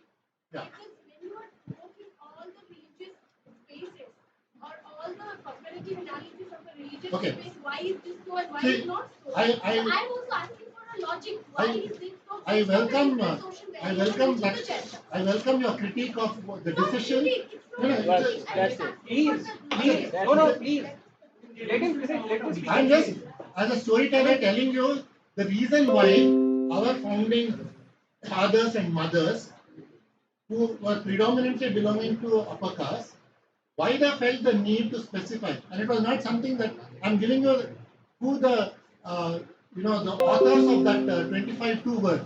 They were indeed K.M. Munshi and Durgabai Deshmukh, both of who are Brahmins, who felt the need for a provision of this nature to clarify that all Hindus, irrespective of caste, have to be allowed to enter because there was this long tradition of Jain was written any to all. So initially it was any. yeah, So Durgabai Deshmukh all was the Hindus, any, so all. all Hindus to ensure that Ah. yeah. So anyway, so that was it's a criticism that you could make to what decisions they made, but these are the choices they made. Now, as to because you raised this point, there was also this. Yeah. Okay. There is also this issue of sorry. Yeah. There was a reference by you to an extensive reference to Highland episode.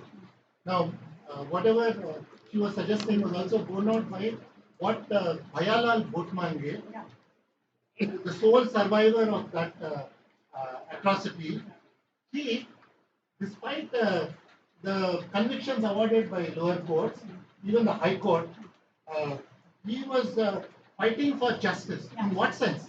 He was fighting till the very end. Unfortunately, he did not live to see the Supreme Court judgment, or maybe I should say, fortunately, he did not live to see the Supreme Court judgment because Supreme Court judgment also failed to address his grievance that you have to acknowledge the caste angle because that is what explains the very inhuman, the very disproportionate response to whatever their grievance was. However justified the grievance is, that's a very petty grievance compared to the extent to which you went and killed all the members of the family, and one family member was found in that naked condition, and yet you say, no, it's just a very something that is understandable. No, that was something that he could not accept, and he was fighting for justice, even though convictions had taken place. So you can imagine how, for an affected person, the acknowledgement of the caste angle was so important. This is not some elite person's inconsequential concern. No? And yeah, this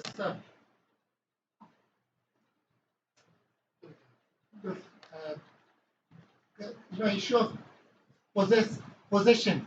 The one of the reforms that I deal with in one chapter is about doing away with the requirement of a Brahmin priest to solemnize a wedding.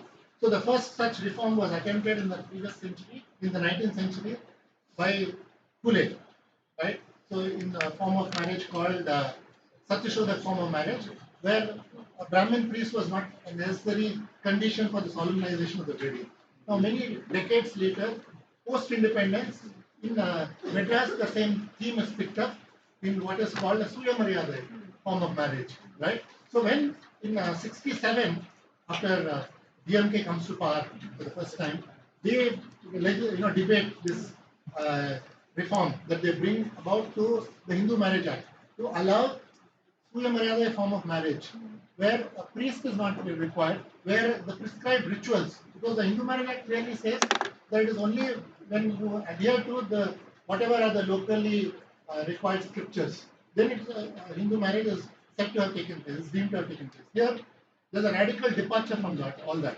So this kind of form of marriage is also allowed.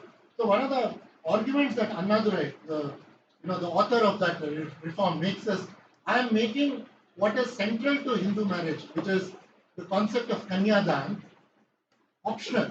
There are some who may not be willing to go the whole distance, but there are some who may not like the idea of Kanyadan, that is, transfer of ownership of the bride from the bride's father to the bridegroom. They would rather want it to be a union of two equals, which could be because of the influence of other religions or whatever, or just because of their absolute insistence on self-respect in every sphere of life. So they made it optional. They said mere exchange of garlands. So it's no more what they call tali or mangal sutram, where it is a unilateral thing, where the male puts it to the female to declare in a sense that she is taken or she is my possession. Here it was about exchange of garlands or exchange of rings. So they insisted on such bilateral, methods also being introduced and being accepted under the Hindu Marriage Act.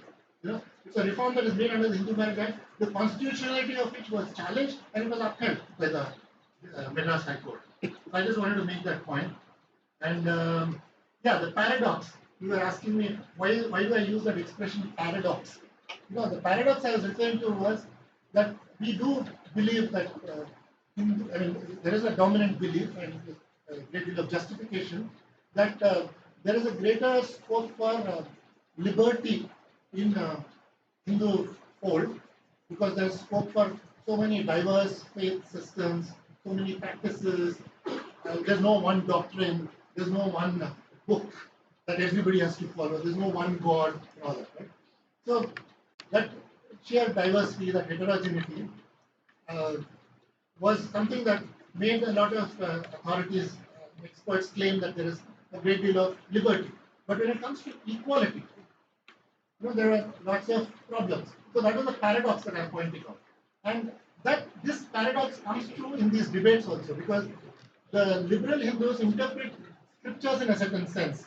They see evidence of Advaita Vedanta. The greatest exponent of that in the recent times is somebody like, say, Swami Vivekananda or somebody like Shirdi Sai Baba. They were all supposed to be living recent exponents of Advaita Vedanta, which is all about what? The same divinity pervades in everybody. So there is no question of you're being the other or you're being superior or inferior. So how do we then not accept that inviolable principle of equality? But then the other side said, whatever claims you may make about our scriptures, there's evidence equally irrefutable of varna system being sanctified by our scriptures, and upholding that is absolutely non-negotiable for us. I mean, you have to uphold it, right? So there were such debates that are going on. So I found that very paradoxical that they were quoting the same scriptures, but coming to such diverse positions, such contrary positions on what those scriptures mean or what is central to that scripture. So such was the stuff of those debates in legislatures and in courts, which did not get enough attention, as I said in my opening remarks, and that is what I tried to bring out. Why do I use the word Harijan in certain chapters? It was in the violence-related chapters. Though I originally set out to write a whole book on, my original idea was only to write on violence, and as I explained in my opening remarks, I ended up going into this whole exploration of where this prejudice was coming from. So, violence chapters are now in the fifth of 5 sections, right? So, and each of those chapters, from the first to the last, I mean, I have 18 chapters. Each of those chapters are traced chronologically, as he said. What you cited one example. Yeah, for instance, the 1850, the first ever law relating to caste disabilities. I start with, in fact, even before 1850, early 19th century. 32 regulations. Yeah, from onwards till its repeal in the recent past, right? Similarly, in every chapter, I trace it chronologically, right? So when I'm dealing with violence chapters, for instance, the post-independence chapters, when I'm referring to a certain category, I use the term that is used contemporaneously. So when I'm referring to colonial period, very often they would be depressed classes, or very often they would be untouchables. And this may come as a surprise to some people that the Untouchabilities Offences Act that was enacted in 55, was originally named at the time of its introduction. It was named as untouchables. Something about untouchables. It originally had a provision defining untouchables. They, as if they wanted that word to have a legal status, and there was a second thoughts on that subject. And at that time, in that debate, Ambedkar intervened very forcefully, and he was of the view that the word untouchables should remain in that form, as was originally proposed by the Nehru government's bill. And he gave his reasons why he believes the word untouchables should be there. But as it happened, after the setting up of the Select Committee, the Nehru government has second thoughts and they remove the word untouchables. They don't define the term untouchables, nor do they even define the term untouchability after that. They change their mind about defining all those terms which are so contentious in nature. So the point I'm making is that when I'm discussing all this, Ambedkar himself uses this term in a very matter of fact or insurgent sense, right? So when I'm discussing that, I use that word, right? And when I'm discussing what is happening in Gandhian circles or in official circles, they were more inclined to use the word Harijan. And the term Dalit came into vogue much later. And it can't even be said that. Dalit comes in 1938.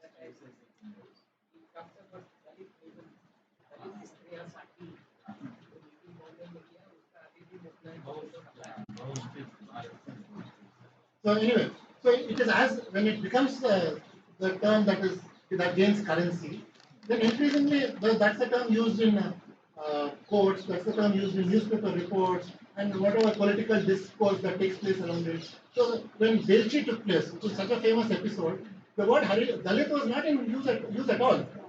Everything that I referred to in that was Harijans. The court document also refers to. So I can't. So to the extent possible, I was using terms that were used contemporaneously. That's the spirit in which. It was not to valorize one term over the other. There was no such message intended in it at all. And why do I say Hindu India in my title? Was that one of the questions? I don't care. You can say Hindu India. I have no problem with Yeah. that. See, I mean, I'm not an academic, so I don't go into Hindu society. I was dealing with these debates, and I found that yes, I mean, we are aware that a lot of converts to Islam, for instance, are from local communities.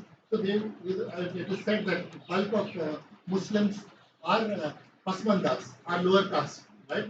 They do have grievances of being discriminated against. It is said that between Ashraf and Pasmanda, there's no intercaste marriage and so on and so forth. I completely grant all that. But I was looking at these historical debates that actually were fought in these legislatures. There was nothing relating to Muslims or Christians that happened. These reforms were essentially about Hinduism because that is where it originated. These communities got it because when conversions took place, just that act of conversion did not overnight shed them of centuries of that stigma. So and we are living in that ecosystem. It was there.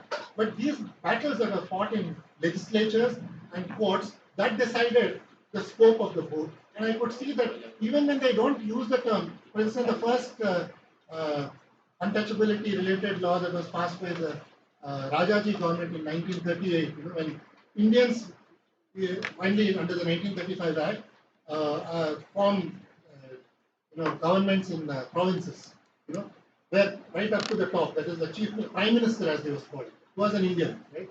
Unlike the previous vintage, 1919, where it was diarchy. The crucial positions were still with British, and not so important were with Indian acts. Here, everything was there. So when Indians were finding a position to make those reforms, So, as I told you a while ago, the first untouchability related one doesn't even talk about treating it as a penal offense. It only makes a declaration, right? Now, that one calls it Madras civil something. It has a very non-sectarian name. Something about civil rights, not civil rights.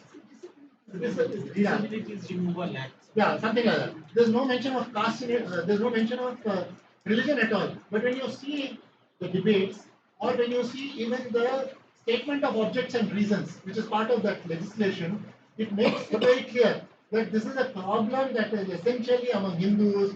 In the Hindu community, there is this problem, and which we want to overcome.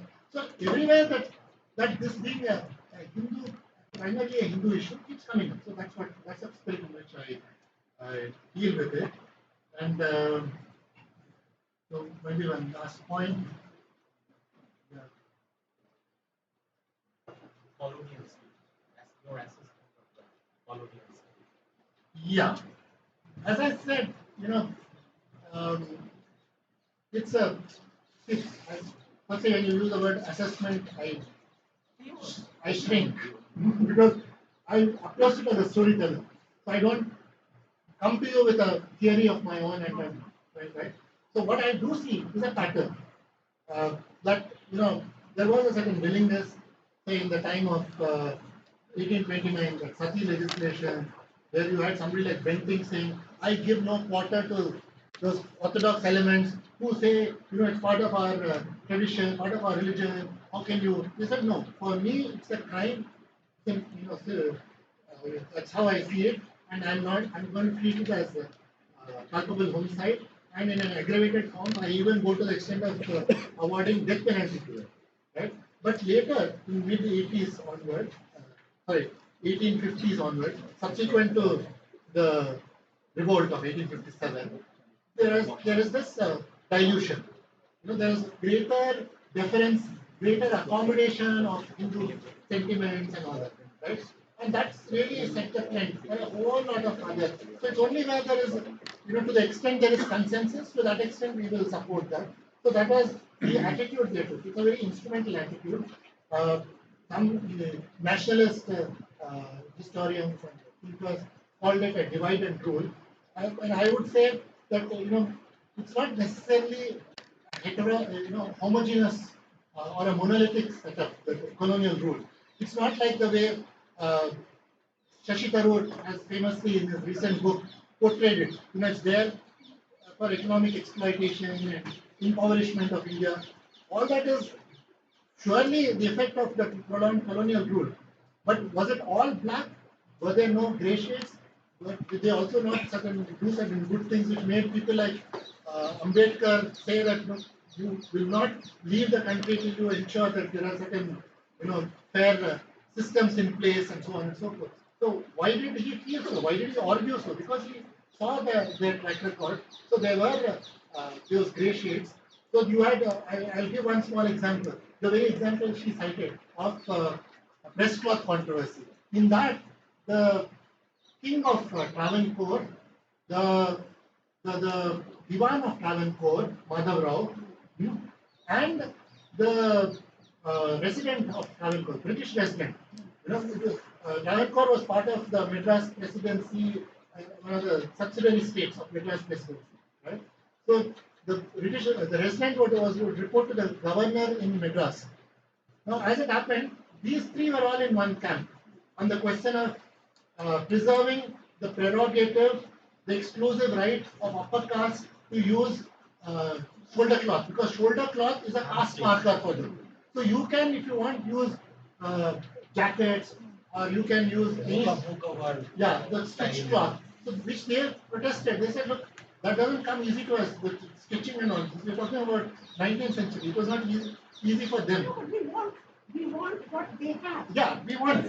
Part of their concern was, why are you discriminating? So for them it was important because of that issue of they were not addressing the question of unapproachability here, but it was an accepted form. That look, it was important for an upper caste person to know from a distance that that woman belonged to a lower caste. If she is also going to be wearing the shoulder cloth, exactly in the way in which Nambudris or Nayars are going to wear. How do I know if she has come too close to me, if I need to purify myself and all that? Right? So, and who are the people who are responsible for the reform taking place despite all three crucial players in Travancore coming together and backing the Orthodox section?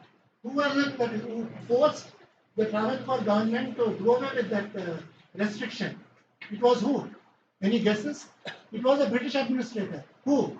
It was a governor of Madras. It was, I don't get his name now. So he absolutely insisted that this, you are citing the Victorian Proclamation of 1858 as the basis of insisting on enforcing this anachronistic restriction. But he said it is bizarre, it would be a travesty to interpret Victoria's proclamation to mean that you have a license to oppress members of her gender. That's how he puts it. Trevelyan, Charles Trevelyan. He was somebody who Parimala should be very familiar with because he was brother-in-law of the famous or infamous Macaulay, and he was the original proponent in his younger years of education taking place in English rather than in any of the other two options, other than Sanskrit or Arabic. Right? These were the options. The three options before them was English, Sanskrit, or Arabic. There were these Orientalists who were fighting for this, and these Anglicists. So he was the original Anglicist. So it is to settle that debate that the law member of the time, that is Macaulay, comes up with that famous or infamous minute, right? So that man years later becomes the governor of Madras, and he says this is unacceptable, intolerable. You cannot have this kind of a restriction. So he forces the resident, the British resident, and the Diwan, who was Madhav Rao, who later became such a big hero for the nationalist narratives. He was somebody who later became, Diwan of Baroda, Indore, and so on. And he's treated as example, somebody who showed that Indians can also administer states. But the fact that he had this side to him was overlooked. As a result, when in 1887, Congress set up an offshoot called National Social Reform Conference in order to discuss caste reforms. Consider this irony. Who do you think becomes the first president of that? It is Madhav Rao. Naturally. Naturally. The man who said that lower caste women cannot cover their breasts or they would be punished. The man who issued such a proclamation, he was made the champion of social reforms. So you can gauge from that how everything was determined by whatever was the dominant narrative. For them, this man was a reformer. So you had such ironies. So those are the things that I try to bring about. Thank you.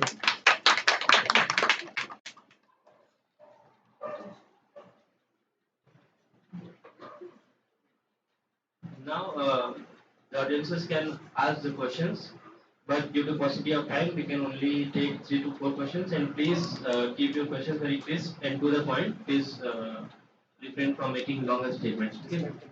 Okay. And also mention the name of the panelist to which the question is addressed to.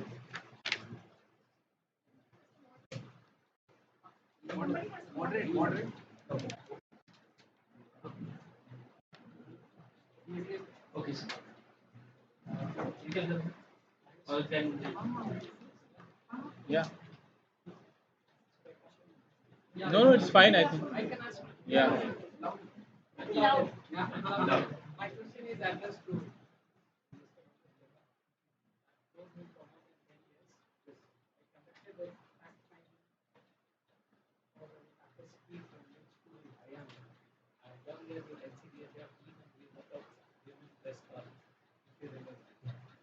See, my question is, I have been dealing, in fact, my PhD is in human rights and values from this center. And I have dealt with some of which you have also dealt. Like, I have dealt with Lakshman Kurma.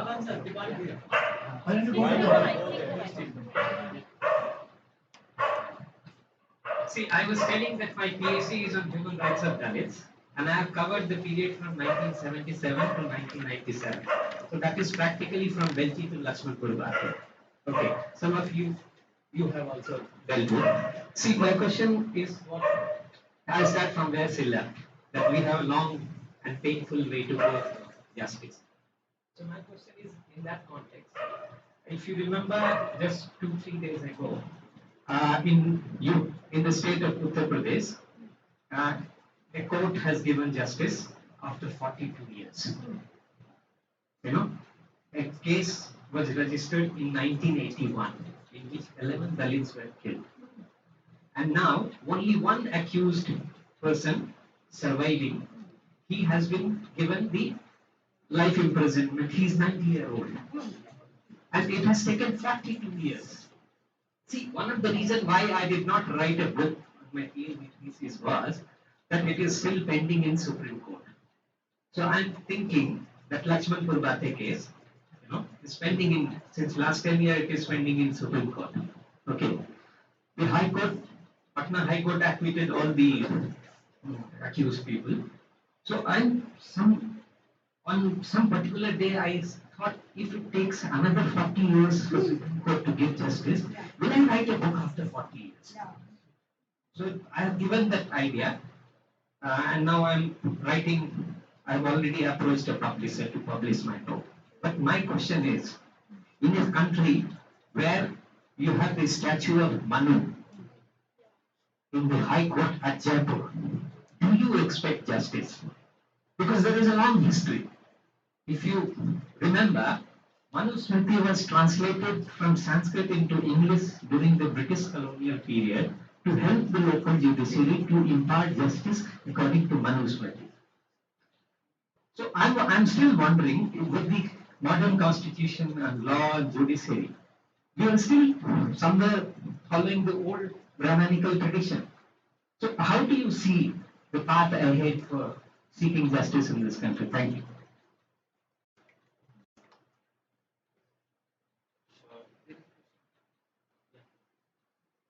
Mine is just a comment. That's a wonderful news story. And they are not able to listen to me. And I really want to.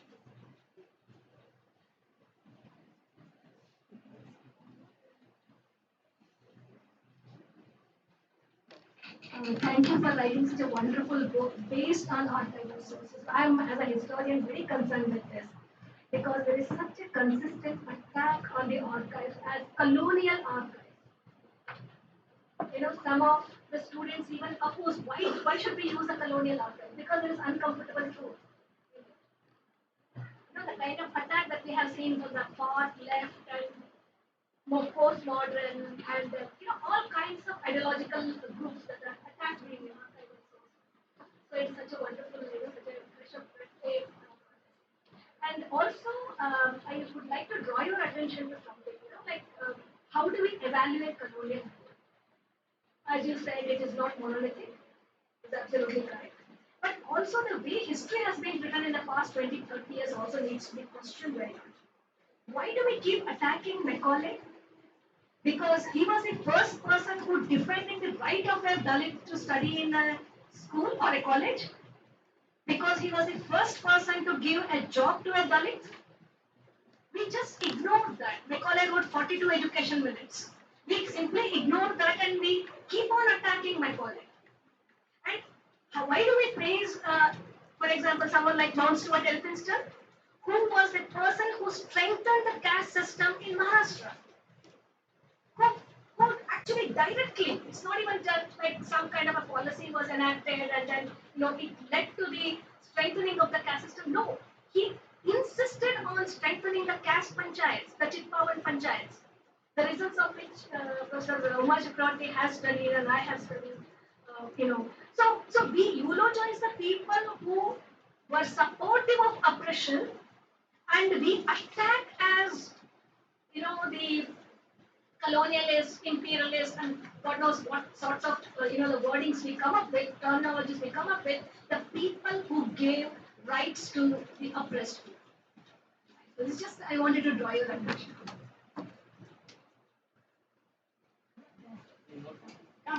I think we should take these three questions and close.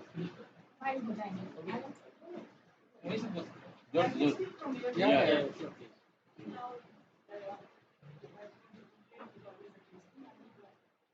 Well, I have a comment as well as a question to Manoj sir.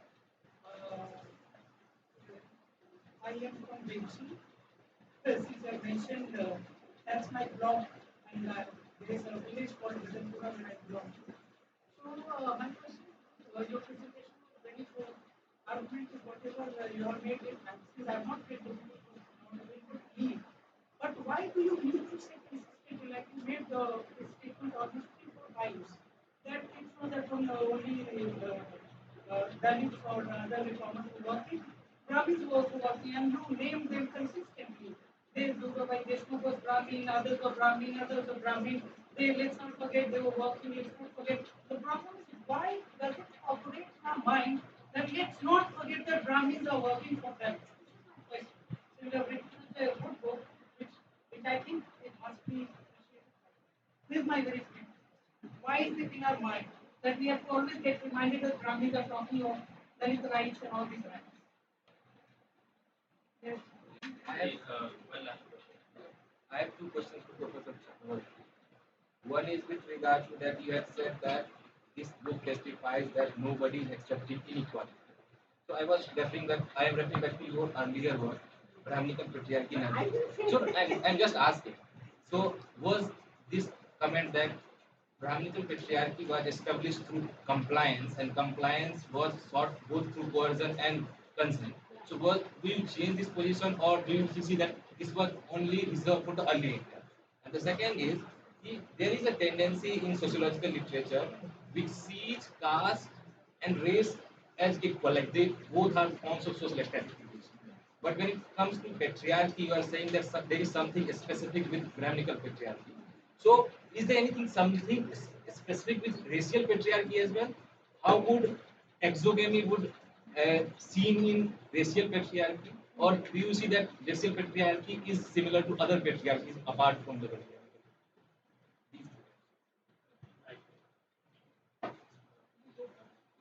Yeah. Last one, but it's okay. It's okay. Sorry, I didn't note down questions. Offhand, first thing that I want to pick up is what Karina said about Elphinstone. Being, as we both agreed, there's not a monolithic setup, colonial rule. So you had elements of both kinds. So Elphinstone had a distinguished predecessor who he consciously sought to emulate in Madras, that is Thomas Munro. So my first chapter is about punishment reserved for lower castes, which is something that is mentioned in a law, Madras Regulation 1816, long before there was even this idea of enumerating castes, long before there was even this conception of certain castes being, belonging to these four varnas and certain castes being outside the varna system, avarnas, all this caste census and all came much later. You're talking about 1816. He had some rough and ready way of identifying them. It comes through in these judgments that to whoever it was not demeaning to give that kind of corporal punishment, who can be put in a public square and who can be bound to wooden, plank, stocks that are called. In fact, the term laughing stock comes from there because you are ridiculed in public, right? So this, idea he got in 1816 and he put it in that law, right? So you can gauge from that how there was this, clear strategy in their minds, at least in the minds of a certain section of colonial rules, that one way we can rule this vast and heterogeneous country is by having the elite, the accepted elite, the caste elite on our side. So we institutionalize their prejudices. So we would go to the extent of saying, this happened subsequent to that enactment of that Banaras Brahmins being exempted from death penalty. So then comes this, that he says, okay, as far as lower castes are concerned, we can give them very merrily this kind of corporal punishment, which is very insulting to them, because whatever you inflict on them is all right because they are accustomed to it. That is what their background is.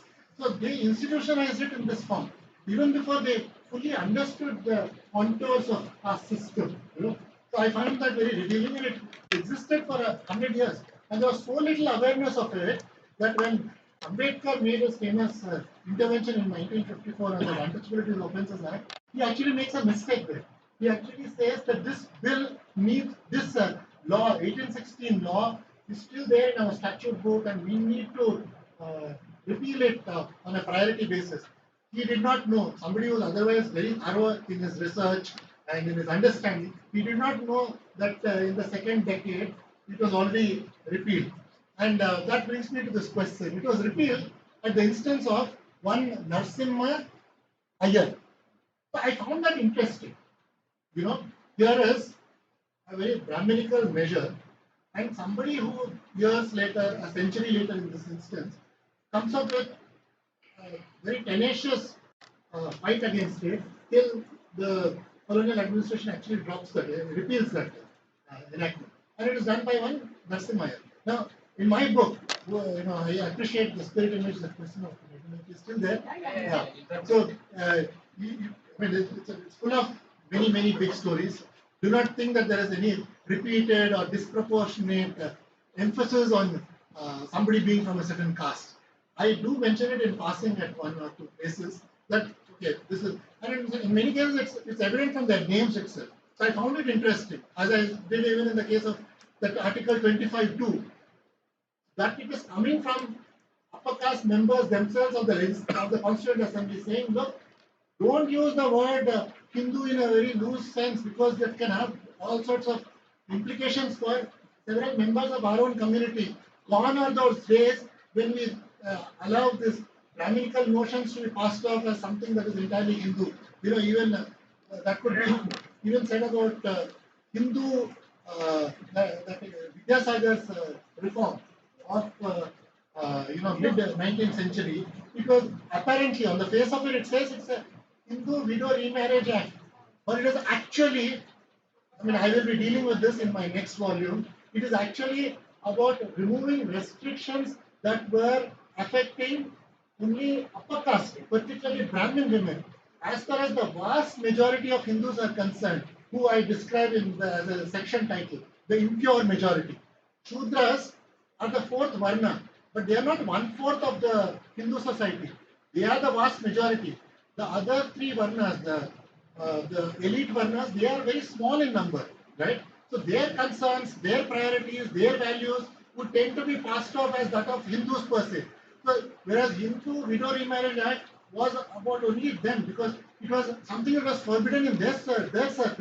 As far as Shudras are concerned, not only were widows allowed to marry, they were even allowed to carry into their next marriage whatever they inherited from the previous marriage. That liberal they were. Now, when Ishwar Chandra Vidyasagar persuades the colonial administration to pass that law, he has to make a compromise.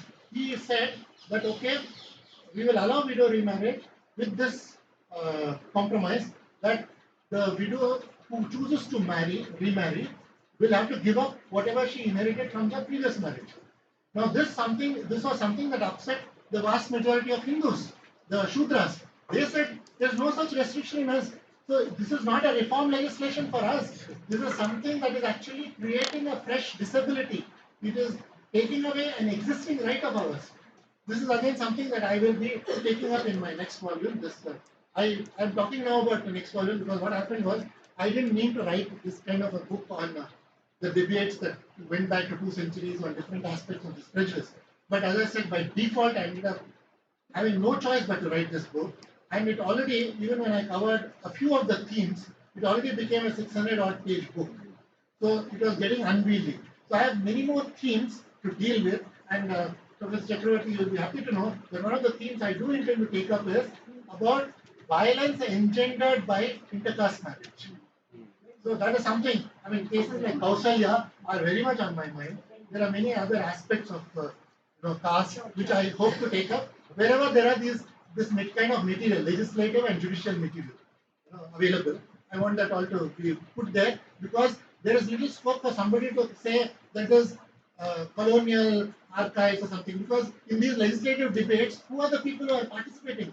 As I said, the debates are essentially between liberal Hindus and conservative Hindus. So both are Hindus, and very often between Brahmins. So I find that very significant. I'm using it in a very strategic sense to say this is not just about what the lower caste want. There are any number of instances where Brahmins themselves recognized the untenability of this system and therefore fought for those reforms. And that is something that was worth highlighting. And Belchi, for instance, is a very important case for me because not many people know, even lawyers, human rights community is unaware of this till I brought out in this book. And how do I say that? Not very far from here at National Law University, which is in Dwarka, they have a whole section devoted to combating this notions relating to death penalty. They have a death penalty project there, right? There's one Professor Surendranath who works on it, right? So among the many people I consulted her, for instance. I got her endorsement. It's a collaborative effort in many ways, right? Among the many people I consulted was Professor Surendranath to ask him if he could help me lay my hands on Belchi judgment. Why was I pursuing that? But no case took as long as the Belchi case for me to discover. You know why? Despite its importance, it's important for one political reason. That was, everybody knows, at least political science students I expect to know, that is known in our history because Indira Gandhi went on an elephant's back. So that picture, all that has made it part of a popular imagination. But that is the limit of our knowledge or awareness of the case. What happened after that? What happened on the legal side? Okay, she went there. So did the victims get justice? Who were the culprits who were identified? What happened? So that was when there was a whole lot of drama that ensued first in the legislature, in parliament, and somebody like Charan Singh, who was a very powerful home minister, was cornered. He was made to apologize or retract from his earlier position. What happened in Belchi was not a caste atrocity at all. It was just a gang warfare. That is how he dismissed it. Whereas this meticulously recorded fact-finding done by all the members, Dalit members of parliament across party lines, headed by Ramdan, they came out with the findings that it is a caste atrocity. So that was something that they had to accept. And then after that, when judiciary came into the picture, and when they dealt with it, court after court, in this instance, and this is the only instance, and that is why I do talk about the larger picture. This is the only instance where a killer of Dalits has been given death penalty in the final court. In Lakshmanpur, the trial court gives to how many? 16 people, but then they were all exonerated. This is one and only instance where, right up to the Supreme Court, the killer of Dalits, the solitary instance of killer of Dalits was given death sentence, and he went on to be executed. This is the only instance. So this is roughly the equivalent of a white man in US being killed for killing, being given death penalty for killing blacks. It's as unusual, as counterintuitive, and not without reason that it's the only instance of that kind, where a killer of Dalits has been killed. So why would I not mention that this fact that there was this, a killer of Dalits being killed? In that same spirit, I mentioned the fact that some of these reforms, for instance, I found it significant that the temple entry clause in the constitution is not because some lower caste people were saying, look, we are not allowed. It is upper caste people themselves who are admitting that this is the shameful affairs of our religious practice. Therefore, in the case of our religion, we need to specify that. Now, there may be counter views. What about other religions? I grant that. But I'm looking at facts as they are. There is 25-2, and this is the reason why 2 Brahmins. That's the context in which I'm mentioning. Because who better than Brahmins who would be aware of how oppressive the system is? So I found it very interesting, very instructive that they fought for it. They also faced resistance. They explained the logic of it and persuaded the Constituent Assembly to have that kind of provision in our Constitution, which is still there in force. So that's the reason why. Thank you very much.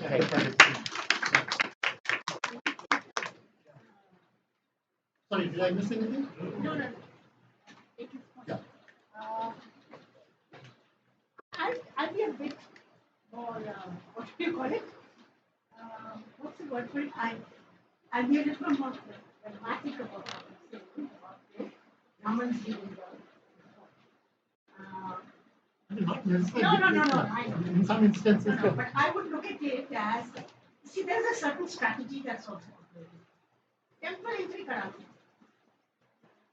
You know? Natural resources mat do. So what is Ambedkar doing? Ambedkar is saying we have a right to the same resources as everybody else. Mahar Satyagraha is more important than temple entry. Let's be very clear. Because it's about resources. So at the end of the day, we need to actually confront what, it's like there is a kind of, I'm very glad that they did temple entry. But that's not the main thing. And the more important thing is not only water, but land and resources. If you don't give resources, what did you do with the land reforms? You gave it only to the tenants. You did not give it to the Mazdoors who were working on the land. You did not, and there is a hierarchy because the middle castes are the ones who are tenants, and and primarily it is the Dalit and the most MPCs who are actually tilling the land in reality. So when you do land reform and you confine it to that section, what have you done? You have denied people of the right to resources. Post-independence India does not actually concede that all the people in the country have a right to resources. How do I live without resources? Why did women in what's it called in Bodh Gaya demand the land in their own names, not in the names of their husbands, because they know that land is the basis of power. And one of the things that a famous woman says, I think she's nameless in this situation, she said, when this man, and she's talking about her Dalit partner, her Dalit husband, when he has so much power over me without the land, how much more power will he get when he gets the land? So I want the land in my name. And then she ends up saying, when one of them is describing, she said, मैं इस जमीन पर जब खड़ी होती हूँ और मैं ऊपर आसमान को देखती हूँ, मुझे बहुत अच्छा लगता है. That's what it means to get actual redistribution of resources. Men, women, all, everybody in the state. So I think it's important for us to also constantly interrogate the limits of the way in which, our imagination itself is somewhat blunted when we think. And what can you do in the sense that archive is going to tell you only what the archive is going to tell you. So थोड़ा सा हमको दिमाग अलग से करना होगा. And so to that extent, I would say that how should we think about all of these moments? Your question is, of course, I wrote on caste and I wrote on gender, and that's the political agenda that I have followed for the last so many years. And long before anyone was talking about intersectionality, and it's fashionable to talk about intersectionality, I suppose I was doing intersectionality because I was looking at caste and gender as sort of two modes of reproducing the caste system. So I think so to that extent, I think it's very important for us to recognize endogamy, because endogamy is the basis of reproducing both caste inequality and gender inequality. So hitting at it is very important. That's why I labor this point about intercaste marriages and so on, because what is it you're trying to do? You're saying the entire structure of reproduction. And reproduction is not only children, reproduction of the resources, reproduction of the control over status and privilege, all of this is tied together in the same package. We should not think that the feminists have been only talking about Hawaii rights. Actually, that's too limiting. Those of us who have been through a democratic struggle, we're actually looking at a different world and a reimagined world. So it's important for us to. Now, in that context, I don't think, so politically it's very important to challenge endogamy. And if you go back on history, there'll be an interesting story there. Someone like Annie Besant, she comes from Ireland. She's completely Hinduized. And she's saying, endogamy is very good. Brahminized. Totally, because who is she interacting with? She's only interacting with the Brahmins the elites are Brahmins, primarily. So at the end of the day, endogamy is being endorsed by God knows everybody, and it's regarded as something very desirable. Exogamy doesn't have that same power because exogamy is creating parallel communities. No, you don't marry into that other lineage. So that's a different mode of thinking. I'm not a sociologist, so I don't know the precise dimensions of the relationship, the difference between exogamy. But I can see endogamy as it is operating, and it's operating in the context of caste, and how pernicious it is in reproducing this entire structure of inequality. And in passing, I borrowed that in my book, which I talk about. I think it must have been in one of maybe it was some boy in JNU who mentioned it to me. I can't remember his name, unfortunately, so he could have gone down in the footnotes. After my holding forth on class and caste and gender inequality, he said, "Ma'am, हमारे यहाँ we don't have caste. We don't have caste separate and class separate. We have classed." And he's right. Because the relationship between caste and land control and power, economic and political power, is very strong. So, in a sense, we don't have distinct strata that the sociologists might have thought of. यहाँ सब कुछ गड़बड़ है, शुरू से गड़बड़ है। तो क्या करें? हाँ? चलो, ठीक है। I think I'm okay.